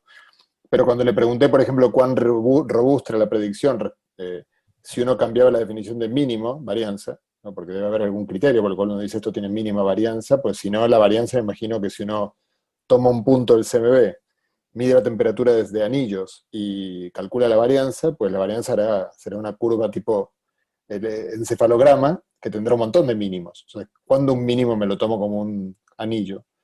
Entonces, bueno, debe haber un criterio de profundidad, ancho, lo que fuera, que él no lo tenía muy claro tampoco. Eso me dio un poco mala espina. Y lo que me comentaba un famoso cosmólogo argentino que está en Princeton, yo en ese tiempo fui para allá, Matías Aldarriaga, me decía, digamos, y no solo lo escuché de él, lo escuché de otra gente, que el colaborador de Penrose no hacía público, no usaba los programas que usa todo el mundo para hacer el análisis del CMB, y que son programas colaborativos con rutinas que todo el mundo sabe lo que hacen, sino que usaba su propio programa que no lo enviaba a la revista para que vieran. Entonces era una persona que decía que él veía 500, no sé, estoy inventándome el número, ¿no? Pero 500 grupos de círculos concéntricos en el CMB real, cuando los análisis con CMB generados al azar le daba 10. Entonces él decía que estadísticamente era significativo y que estaban allí. Entonces, hasta donde yo entiendo, la gente que intentó reproducirlo, que tampoco sé si fue mucha, los 10 al azar le salían, digamos, pero simplemente también veían 10 cuando lo miraban con los programas más consensuados. Entonces, pero a mí me llamó la atención porque la propuesta inicial venía acompañada de una predicción. O sea, si experimentalmente se observan 500 grupos de anillos concéntricos, cuando uno puede probar en forma robusta que al azar habría 10, es una predicción brutal, en la cual uno pasa a prestarle atención a lo que tenga para decir. Ahora, claro, cuando uno ve que esa predicción tampoco anda muy bien, y luego todos los argumentos de él, de cómo la masa se va desapareciendo, de modo tal que en algún momento ya no se pueden construir relojes ni reglas, y entonces ya hay simetría conforme, traigo infinito hasta hoy, y pego mi universo con el siguiente. Antes decías que él podía explicar bien toda la física post-inflacionaria. A mí no me queda claro eso. Yo también, en lo que estuve hablando con él, no me pareció que fuera así. Pero quizás es ignorancia mía, o quizás lo hizo después, yo después no seguí el tema. Pero me pareció que un montón de cosas, digamos, clásicas en inflación, que en inflación entendemos bien, para él era un problema que ni siquiera había mirado porque estaba preocupado por otras cosas, digamos. O sea, Quizá pueda decir que por esa misma época, de hecho yo supe de esto por José, que en algún momento me lo había mencionado y eso me llamó la atención, él me llamó la atención sobre esos papers. Me acuerdo que habían salido en ese momento, lo repito, mea culpa, yo me quedé en ese tema, en esa época, en 2010-2011, habían salido papers de otros cosmólogos, Behus, Moss y otra gente, que habían revisto buscado estos anillos y reportaban no haberlos visto, ¿no? También había colaboraciones, más de una, recuerdo. No sé cómo se dice, Behus, por ejemplo, era uno, WHU o HUS, y otra gente que había intentado buscar esto en el CMB y no lo habían visto. Por otro lado, recuerdo que los claims de Penrose y colaboradores eran de varios sigmas, ¿no? La estadística era como notable. Ahora, si era cierto lo que decían, era como para llamar la atención. Pero bueno, otros encontraron que no había evidencias de eso. O Sí, yo tengo aquí algún Eh, paper reciente sobre eso. Sí. Estos artículos, creo recordar, Héctor, que en el programa en el que hablamos sobre la cosmología cíclica conforme, estuvimos discutiéndolo. Y yo creo que el resumen que ha hecho José pues está muy bien. Efectivamente, el problema y la razón por la que a continuación del artículo de 2010 aparecieron varios reanálisis, este que menciona Gastón, de Ingun Beus, es de un grupo que pertenece a Planck, a la colaboración Planck, y el otro de Adam Moss también pertenece, son gente que estaban en la colaboración Planck, y digamos que hicieron el reanálisis. La cuestión de este análisis no era tanto el hecho de que encuentres anillos concéntricos, o sea, si tú haces una simulación puramente gaussiana de fondo cósmico de microondas y aplica el algoritmo que describían en el paper de Penrose y este colaborador, encuentras círculos. La cuestión es cuantificar la significación, o sea, cómo de frecuentes son, y sin caer en la trampa de estadística a posteriori. O sea, no me vale decir busco anillos de cualquier tamaño y precisamente en anillos por casualidad, anillos de 1,5 grados de radio los encuentro más comunes y me centro solo en justificar la estadística de eso. O sea, tú tienes que hacer un análisis estadístico serio, o sea, o tienes a priori una razón para decir el tamaño es este, 1,5 grados, o si no tienes un tamaño a priori establecido, lo que tienes que hacer es buscar sobre todas las posibilidades de tamaño y si hay no hacer el análisis a posteriori. Entonces, las críticas de estos artículos que salieron iban un poco en ese sentido, que De eso la justo va, estadística no estaba bien hecha en el análisis de este artículo de Penrose y el colaborador. justamente de eso va un artículo que salió este año, en enero de este año, haciendo exactamente eso. Pero bueno, Y esto, Alberto, por aclararlo, desde la colaboración Planck, ¿sabéis si se han buscado estos puntos de Hawking, estos círculos, de manera específica, o dentro de la colaboración se ha considerado que no era relevante hacerlo? Bueno, no sé, ¿contesto yo o Bea? Lo mismo. O sea, hay artículos enormes dedicados a búsqueda en general, de patrones no gaussianos. O sea, esto se engloba dentro del contexto de buscar patrones específicos que no respondan a una estadística puramente gaussiana, ¿vale? déjame, perdona, un momento, Albert, solo por introducirlo. Esto es para que la gente se haga una idea, que tú, imagínate, ves una pared de gotelé y vas a buscar caras en esa pared. ¿Vale? Es el típico caso de pareidolia. El fondo cósmico de microondas parece una pared de gotelé. Una cosa con sus fluctuaciones, para arriba y para abajo. Y tú a veces te quedas mirando y dices, uy, aquello es una cara, lo otro es un coche y aquello es un avión. O sea, si te pones a buscar cosas, las encuentras porque son patrones aleatorios y en patrones aleatorios tú puedes encontrar lo que quieras. Francis tiene una entrada en la que encuentra un loro y la mula Francis, ¿no? En el fondo cósmico de microondas. Creo que hay una broma por ahí en la que buscaban las iniciales de Stephen Hawking y también están en el fondo cósmico de microondas SH, las iniciales de Stephen Hawking. Entonces, todo esto que estamos hablando, que ellos lo van a explicar mejor y de forma más rigurosa, pero de lo que se trata es de asegurarte de que no caes en pareidolia, que no vas a encontrar cosas que parecen estar ahí, pero que es por azar, ¿vale? Y distinguir lo que es por azar de lo que es real es difícil, pero estadísticamente hay criterios. Esencialmente de lo que se trata es eso, de tener una descripción de cuál es la estadística subyacente en ese mapa y hacer ese mismo tipo de búsqueda ciega sobre mapas sintéticos posibles, estadísticamente compatibles con el que tú estás observando y ver si la frecuencia con la que encuentras ese tipo de pareidolia, ese tipo de objetos, es significativa. O sea, si, por ejemplo, yéndonos al caso de anillos, si en las simulaciones numéricas encontrásemos que típicamente encontramos 10 anillos y realmente hay 500, entonces pues dices que con alta significación has detectado más anillos de los que esperas. Pero la cuestión era que o sea, la frecuencia con la que se encontraban anillos no estaba bien cuantificada desde un punto de vista estadístico porque se estaba haciendo un análisis a posteriori. O sea, miraba en los datos reales, buscabas la escala en la que parecía que encontrabas más anillos y luego te vas a posteriori a la simulación en el fondo de microondas y ya miras a posteriori en una determinada escala. Desde luego, mirar, o sea, es mucho más probable encontrar un anillo en cualquier escala que encontrar un anillo en escala de 1 grado. O sea, una vez que fijas la escala, disminuye la probabilidad de encontrar. O sea, quiero decir, poniendo el ejemplo de las iniciales de Stephen Hawking, la probabilidad de encontrarte al azar algo que te parezcan 2 iniciales es mayor que si tú predefines a priori las iniciales tienen que ser SH. Si tienes una teoría que te predice eso, lo puedes hacer, pero si no, lo más honesto es decir cuál es la probabilidad de encontrarme 2 iniciales al azar. Bea, ¿quieres añadir algo sobre esto? Tú que te has peleado bastante con el CMB. No sé si has encontrado cosas también. ¿Has visto caras en el CMB? No, todavía no. Cuando lo encuentre vengo de aquí y os lo cuento. No. Efectivamente es lo que estaba comentando Alberto, ¿no? Y salieron varios trabajos, no solo dentro de la colaboración Plan, sino también gente dedicada al estudio del fondo cósmico de microondas. Creo que David Spergel sacó alguno también. Y efectivamente es que no tiene significación estadística lo que estaban encontrando.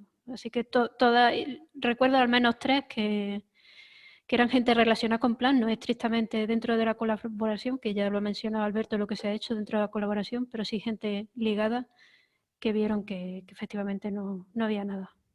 Yo he estado mirando, ¿no?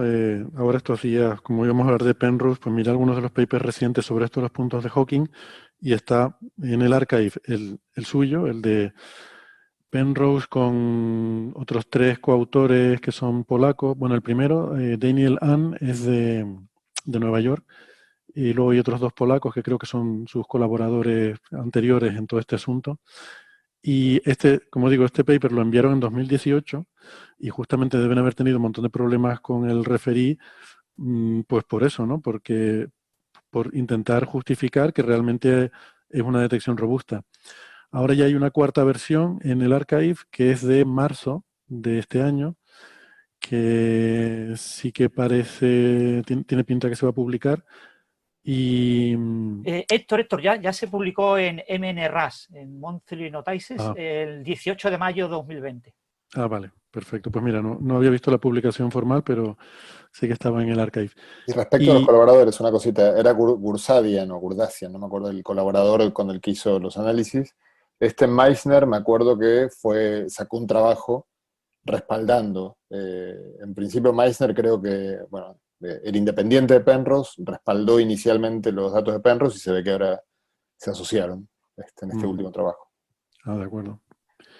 Y en enero de este año, o sea, antes de publicarse el artículo de Penrose sobre los puntos de Hawking, pues salió un artículo que han enviado a JCAP, el Journal of Cosmology and Astroparticles, de 2 investigadores que creo que son de la colaboración Planck, son canadienses, Yao y Scott, Douglas Scott y Dylan Yao. Y el artículo se titula Reevaluando la evidencia de puntos de Hawking en el fondo de microondas.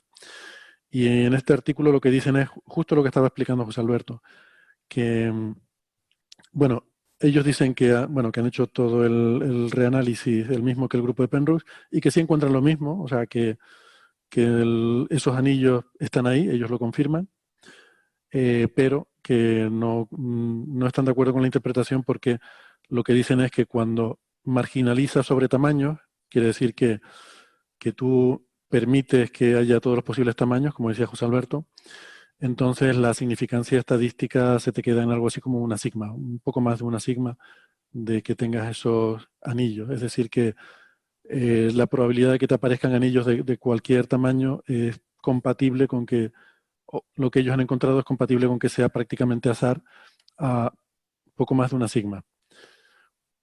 O sea, insisto, que sí que los detectan, pero que lo que dicen es que es compatible con pareidolia, perfectamente.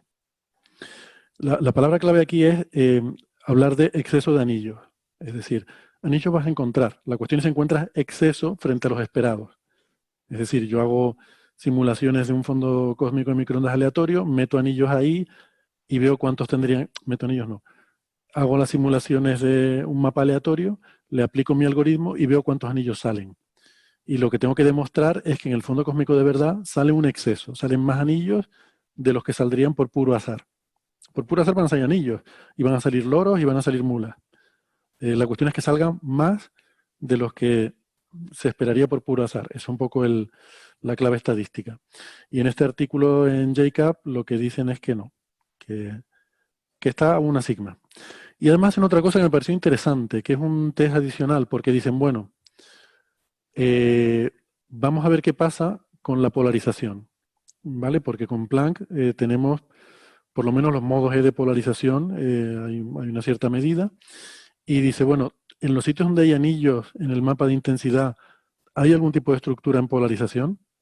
Y lo que encuentran es que no, que esos sitios donde tú has detectado un anillo, que los has seleccionado porque has detectado anillos en ellos, cuando miras la polarización ahí no hay nada, no hay ninguna estructura. Entonces eso iría un poco en contra del hecho de que estos anillos sean reales, ¿no? Y bueno, y también dicen aquí una cosa que me dejó un poco, o sea, me pareció que los autores de este artículo dan un poco un zasca un poco gratuito a Penrose en la introducción, porque dicen que en el primer párrafo de la introducción dicen el mecanismo físico para crear estos anillos no está claro para nosotros y por tanto no es obvio que la presencia o ausencia de estos rasgos sea una prueba o una refutación de una cosmología cíclica. Sin embargo, si aceptamos que esa predicción existe, entonces por lo menos podemos intentar buscarlo. O sea, lo que están diciendo es que ellos no comparten la predicción de la teoría de que hay anillos. O sea, que de alguna forma ponen en duda el paper de Penrose, que ese yo no lo he leído, en el que dice que estos anillos, estos puntos de Hawking son una predicción de su cosmología conforme. O sea, lo ponen en duda, pero no dicen por qué. No lo explican. Eso me parece un poco, no sé, como un poco gratuito, ¿no? Decir simplemente, para nosotros no está claro que esos anillos sean una predicción de la teoría. Es como cuestionar algo que está en otro paper, pero sin dar argumentos para cuestionarlo, ¿no? No sé qué piensan ustedes. Cualquiera. No, lo que pasa con este tipo de cosas es que, claro, el análisis detallado de la teoría de Penrose, que en ciertos detalles pues es bastante ambigua, ¿no? Es, bueno, más o menos, pues me falta algo, venga, añado este algo, pero no tengo muy claro qué ecuaciones tiene, qué dinámica tiene, o sea, es decir, son ideas sustentadas con muy poca chicha. Entonces, discutir en detalle la chicha cuando no hay chicha, pues no es muy razonable. No sé si en Argentina entendéis la palabra chicha, pero bueno, que hay carne, que hay algo sustancioso, ¿no? Creo que Alberto iba a decir algo también. ¿Tienes un comentario? No, o sea, no sé si ese comentario iba en el sentido de que el hecho de que existan círculos es una predicción que identifica de forma unívoca la teoría de Penrose. No sé si a lo mejor ellos tenían en mente otros posibles escenarios en los que uno pueda encontrar esa estructura. No sé. Supongo que a lo mejor iba el comentario en ese sentido. Pero efectivamente, si no añaden referencias o no clarifican, pues es un poco ambiguo. Bueno, hay que decir que este es el preprint, no sabemos si en la versión final que se publique o que se haya publicado, pues igual esto a lo mejor se ha corregido o no, pero... Ya se ha publicado en JCAP el 9 de marzo. Habría que ver si esa frase se mantiene así o el referir les hizo algún comentario al respecto, ¿no? Pero bueno, si hubiera habido una corrección, lo lógico es actualizar el preprint en el archive, ¿no? Yo puedo hacer no estoy seguro de esto, por supuesto, pero me parece que para simplificar un poco el análisis de por qué está esa frase ahí, creo yo, que es un poco de mea culpa para decir, mucha parte de la subcomunidad de cosmólogos, asumo, yo no soy cosmólogo, pero creo que esto es así, considerarían trabajar en esa área un poco crackpot. Alguna gente, no digo que lo sea, pero digo, alguna gente lo pensaría así. Entonces me parece que eso no responde más que una suerte de mea culpa a los autores, como diciendo, yo no me hago cargo de esta predicción, lo que voy a hacer es buscar estos círculos. Es como deslindar, uno puede jugar y pensar si eso es legítimo o no, porque si estás usando la teoría de un celebérrimo físico para hacer un trabajo, no le eches tierra, pero me parece que tiene que ver un poco responder a eso, un poco despegarse de eso, porque muchos colegas verían el adherir a eso como un poco, digamos, heterodoxo, me parece. Ya. Héctor, acabo de confirmar, la frase aparece idéntica en el Prepingen Archive y en el artículo en JCAP. Vale. Sí, yo estoy de acuerdo con Gastón, perdón, quería sumar algo a lo que él dijo, porque además, de hecho, cuando yo hablé con Matías Aldarriaga, que creo que podría calificarse como un cosmólogo reputado, él me dijo que no perdería ni medio segundo de su tiempo en ponerse a verificar una hipótesis, porque él, bueno, justamente mencionó toda esta larga lista de anomalías que hay en el fondo cósmico en microondas, que están catalogadas y solo, digamos, ahí se le presta atención, en principio, o él me dijo, yo solo le prestaría atención a una que tenga un relato de una razón de ser, que sea suficientemente atendible, pero le decía que, digamos, él ni siquiera había leído el trabajo de Penrose, yo se lo conté, quizás se lo conté mal, pero se lo conté apresuradamente, él me dijo, no veo ninguna razón para perder mi tiempo en mirar eso. Empezando ya también por el hecho de que, como digo, el colaborador de Gursadian no utilizaba las herramientas tradicionales, no hacía público cómo había obtenido. Y de hecho yo tengo un recuerdo que estaba dudando si decirlo o no, porque no estoy seguro si me acuerdo bien de esto, pero yo creo que en la primera versión del primer trabajo que sacaron ellos dos, en la generación de CMBs al azar, uno tiene que generar un CMB, bueno, al azar, como diría el amigo de Gastón y mío, Gomberov, up to a point. O sea, tiene que obedecer el power spectrum del CMB, si no, no es un CMB. Y aparentemente lo habían hecho, claro, Penrose en ese sentido es inimputable, porque seguramente él ni vio, le dijo al otro hazlo, y aparentemente el otro no tuvo ese cuidado. Y eso hizo que el artículo, bueno, el artículo ese nunca se publicó, pero además eso trascendió de alguna manera, y bueno, en los siguientes, en los cuales ya eso sí que se corrigió, alguien que había cometido semejante pecado, que no hacía público sus programas, pues la comunidad era muy reacia. Por eso yo creo que Gastón tiene razón en que una persona que seriamente, que esté en la comunidad de cosmólogos y quiera meterse a hacer eso por curiosidad, pone una aclaración de entrada diciendo, ojo, yo no tengo nada que ver, solo lo hago, soy agnóstico y a ver qué sale, pero yo no comulgo con esta idea. Ya. Como es Por retweet does not cierto, imply endorsement, ¿no? para los oyentes que quizá no se acuerden, Matías Saldarriaga es muy famoso porque fue el que desveló el tema del polvo en Bisect2. Sabéis que hubo una historia, que hubo una presentación en PowerPoint de un miembro del equipo de Planck y presentaba una transparencia con una estimación del polvo que estaba observando Planck, ¿no? Y era una transparencia que no aparecía en ningún artículo de la colaboración Planck. Entonces, esa transparencia se había extraído esa figura y se había utilizado como modelo de la cantidad de polvo que predecía Planck para quitar, entre comillas, para estimar la cantidad de polvo que tenía Bisect2. Y esto lo descubrió Saldarriaga, que fue famoso en aquel momento. Esto fue una cosa muy impacto porque él defendía que, claro, que se había hecho eso y que en realidad eso no era riguroso. Desde la colaboración Planck no se había hecho un análisis específico de eso y por lo tanto no se podía tomar entonces la colaboración Bisect acabó teniendo que colaborar con la colaboración Planck para corregir este asunto y ya obtener desde la propia colaboración Planck una buena estimación del polvo que claro ya eliminaba completamente toda su señal y hacía que fuera todo polvo lo que estaban viendo. Ya. Al respecto de eso que dice José, yo creo que efectivamente esto está corregido. De hecho, en este paper que les digo que se ha enviado al JCAP, estos autores sí confirman que la detección es correcta. Es decir, de hecho hay una frase que ponen que dice eso de forma muy explícita. Dice, si dejamos de lado el problema de la marginalización, o sea, esto que les decía de no mirar todos los tamaños, ¿no? A lo que aludía antes José Alberto, dice, we do find results in agreement, o sea, enfatizando, ¿no? Sí encontramos resultados de acuerdo con los de Ann et al., que es este otro paper de Penrose con sus colaboradores que nos decía Francis que salió publicado en mayo en Monthly Notices. Dice que aparentan, y ponen en cursiva, aparentan mostrar un exceso significativo de puntos de Hawking en los datos.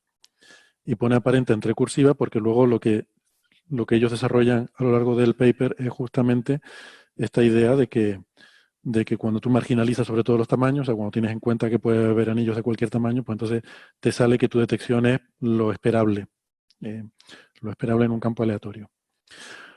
Bueno, yo creo que en general en la comunidad esta detección de puntos de Hawking está en general bastante desacreditada, lo cual no quiere decir que la teoría esté refutada. Es decir, Penrose valientemente propuso un test observacional de su teoría, que no sabemos, o yo por lo menos no sé cuánto de en fin, de bien establecido está o de precisa es la predicción, pero el hecho de que no se encuentren esos puntos de Hawking no quiere decir que la teoría no sea correcta, ¿no? Recordemos cuando se puso la relatividad general, la suerte de que estaba Mercurio ahí y alguna cosita más que se podía medir, porque si no, a lo mejor no se hubiera podido tampoco demostrar. O sea, que no puedas demostrar algo no quiere decir que no sea correcto, ¿no? Y a mí, como me parece una teoría bonita, pues yo la voy a dejar ahí porque me gusta la idea, me parece agradable y ya está. Y quiero preguntarles qué opinan ustedes, quizás empezando por Bea, que me gustaría saber tu opinión sobre, bueno, no sé si has leído algo sobre la C-cubo, la CCC, no la cerveza, la teoría de Penrose. Y si te gusta, bueno, y si te gusta la cerveza también lo puedes decir, vamos, puedes decir lo que quieras, pero tú siendo andaluza a lo mejor eres más de Cruzcampo o algo así. Uf, mejor gazpacho. Dejamos la cerveza. Pues sí que leí el libro en su día de Ciclo en el Tiempo y sí que seguí un poco así tangencialmente, ¿no? Los trabajos que han ido saliendo por curiosidad, ¿no? A raíz de que los comentasteis aquí en Coffee Break. Y la verdad que como idea, pues de un punto de vista teórico, filosófico, pues sí que sí que me parece atractiva, pero en cuanto a las predicciones y demás, pues creo que, no sé, me he quedado también yo un poco con la curiosidad de qué quería indagar con el campo magnético, ¿no? Primordial. No sé si podría estar relacionado con la congelación del campo magnético, que se pudiera transferir de alguna manera de un eón a otro, no sé. Me ha dejado eso un poco con la curiosidad, Alberto. Iba en ese sentido, o sea, es que la verdad es que como no conozco los detalles de la teoría, pero lo que me pareció entender en aquella conversación es que sí puedes transferir algo de información si tienes presencia de campo magnético, de un eón a otro. O sea, la estructuración de cómo se distribuyen esos puntos de Hawking. Quería comentar brevemente lo que había dicho antes José, que recuerdas bien que efectivamente la primera versión del artículo del año 2010 tenía mal la forma de simular el fondo de microondas y por eso salieron inmediatamente estos dos artículos que hemos comentado antes del grupo de Ingun Beus y de Adam Moss. Se hizo ese reanálisis inmediatamente porque era obvio que se habían equivocado en la forma de generar el fondo de microondas y entiendo que eso ya lo corrigieron en las versiones sucesivas. Y bueno, por cerrar, responder a la pregunta final de Héctor, a mí me parece muy interesante que se intenten, tiene una teoría y que tiene una serie de predicciones y que se intenten verificar esas predicciones, porque al fin y al cabo es lo que hacemos en ciencia, ¿no? O sea, intentar verificar esas predicciones ahora que tenemos la suerte de tener mapas con las sensibilidades o la capacidad para buscar esas estructuras que tienen los mapas de Planck. Lo que a mí personalmente me deja un poco con la duda, y no sé si es desconocimiento mío de la teoría, es que no tengo claro que tengan una predicción clara sobre cuáles son los tamaños característicos y el número de círculos que esperan.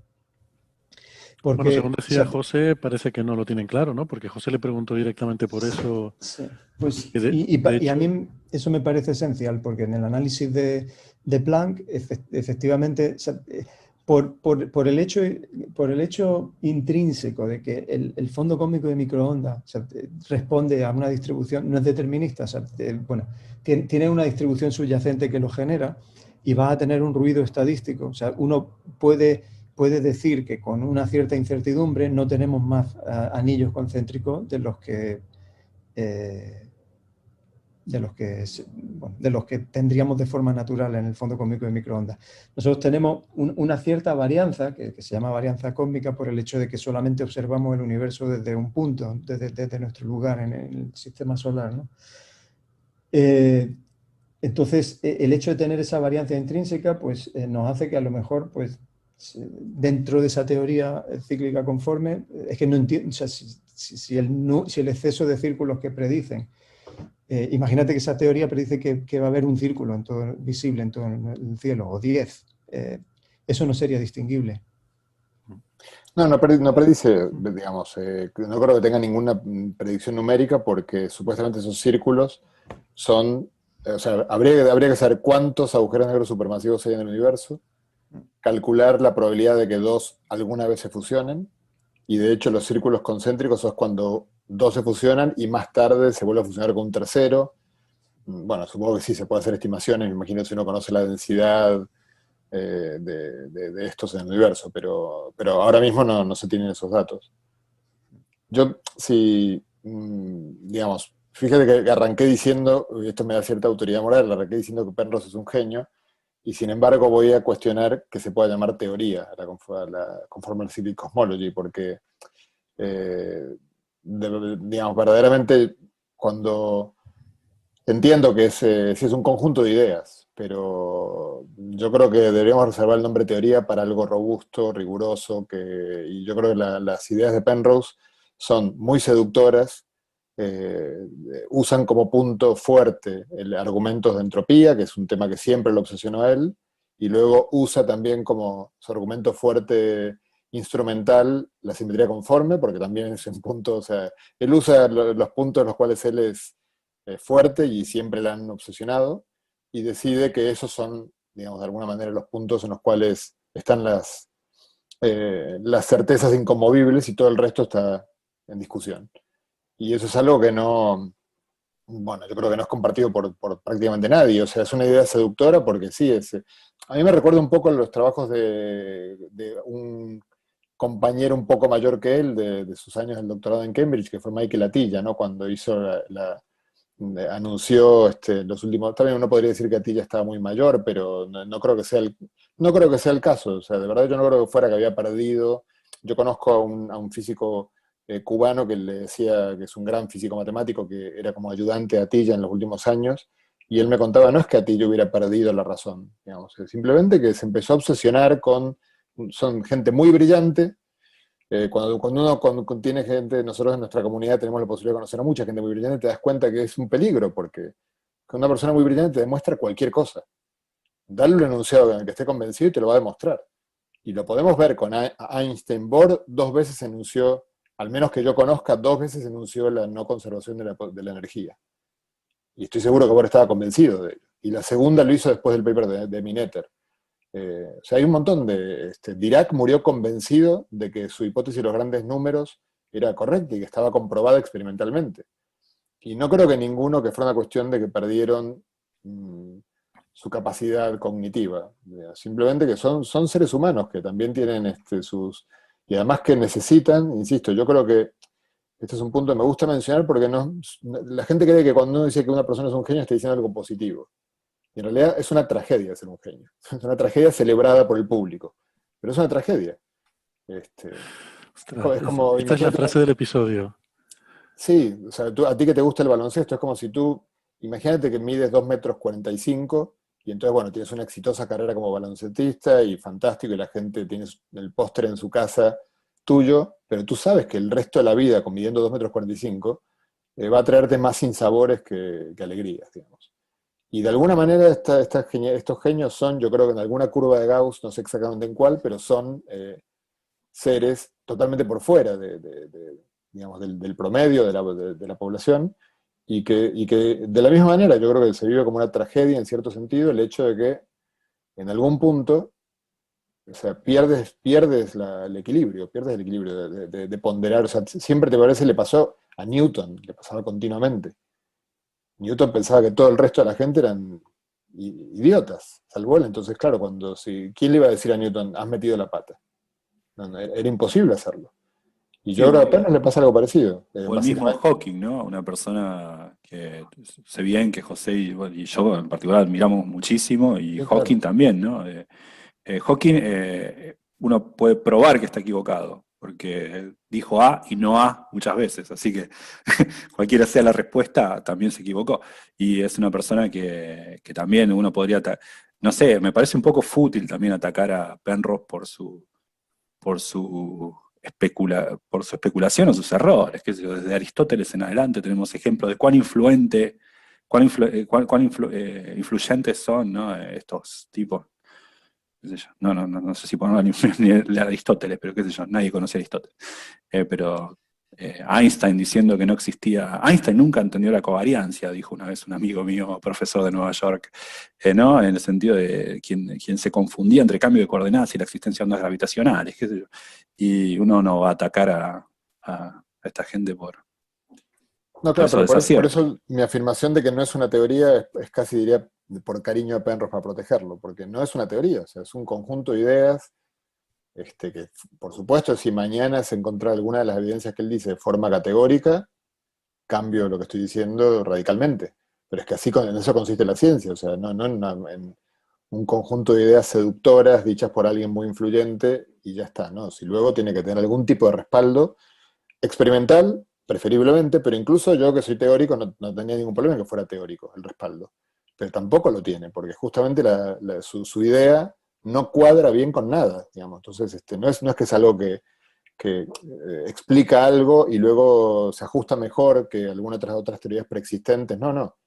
Viene como un camión que se mete en el escenario y rompiendo todo lo que hay, básicamente. Entonces, O sea, ¿con qué no cuadra? Yo tenía entendido que las cosas con las que no cuadra son cosas que no conocemos, pero no, o sea, cuando digo que no cuadra, él puede esforzar las cosas. Por ejemplo, cuando tú decías que no cambia nada de la cosmología después de inflación, yo no he visto ninguna publicación en la cual eso se diga. Eso yo creo que es publicidad, digamos. No creo que él pueda mostrar en forma detallada que eso es así.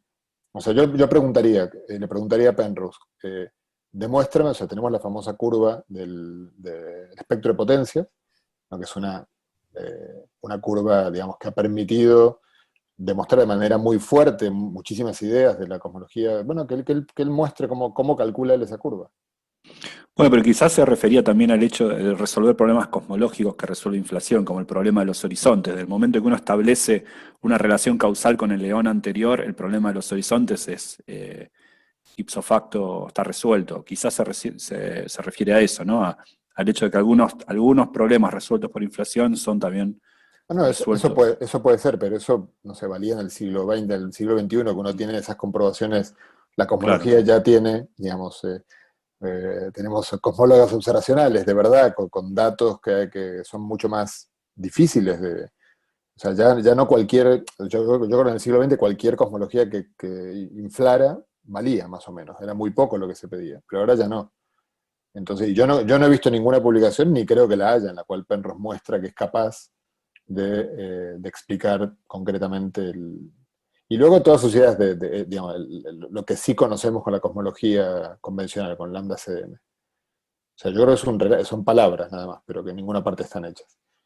Y luego toda la discusión de o sea, si uno le pregunta a Penrose, ¿por qué el cambio de escala de un neón al siguiente es básicamente la escala del león anterior pasa a ser uno partido por ella en el león siguiente? ¿Y por qué no es la tangente hiperbólica o qué sé yo, o cualquier otra función? No hay.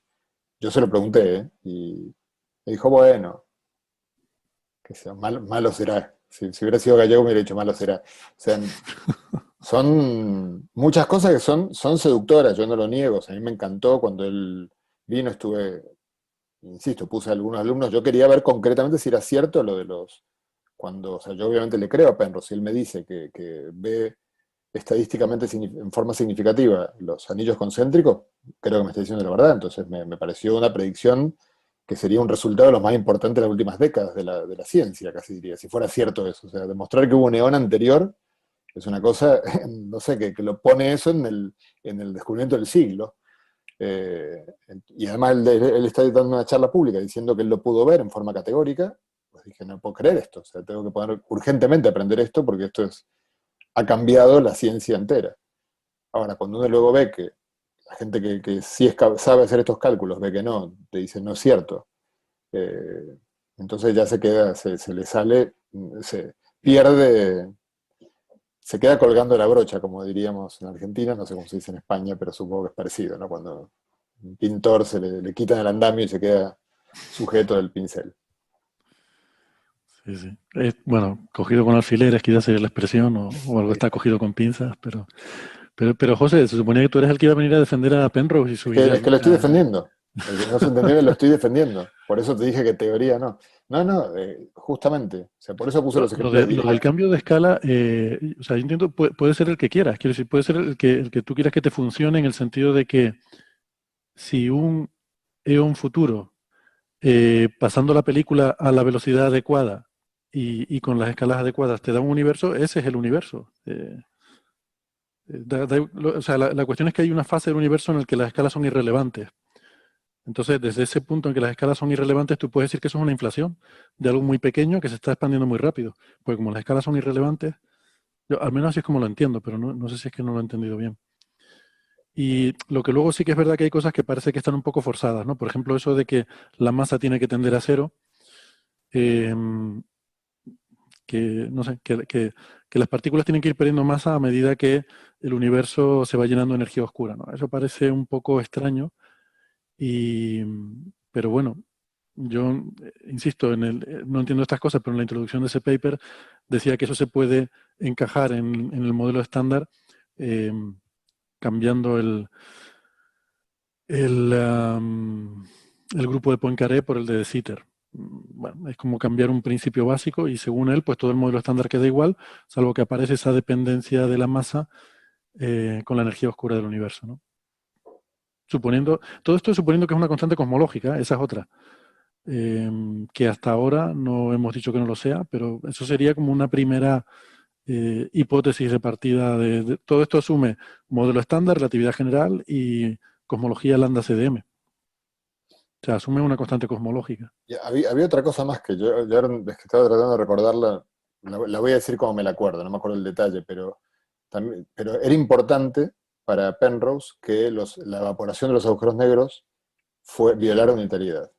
Recuerdo que ese era un punto, o sea, que en la famosa paradoja de la información, la situación fuera contraria a la que el 99,9% de la comunidad, 9 periódico, o sea, básicamente todos salvo él, más o menos consideran que creen que es la solución a la paradoja, y es que no hay, que la paradoja, que la información no se viola, no se pierde. Ajá. Pero a mí me lo dijo explícitamente, me dijo, sí, yo lamento que Steven haya cambiado, pero en realidad era importante, pues una forma de alguna manera o sea, no me acuerdo cómo era relevante esto, pero para que las partículas de radiación que quedan en ese universo vacío, en lo que él llamaba la era aburrida del universo, ¿no? Cuando ya se acabó todo, no conservaran tampoco información de nada. Creo que era importante el tema de la ruptura de la unitariedad de la evaporación, en la que también, digamos, va en contra hoy, creo que de toda la comunidad o del grueso de la comunidad. Por eso se enfadó cuando Stephen Hawking concedió derrota en su apuesta Claro, sí, por él la se equivocó. paradoja del agujero negro.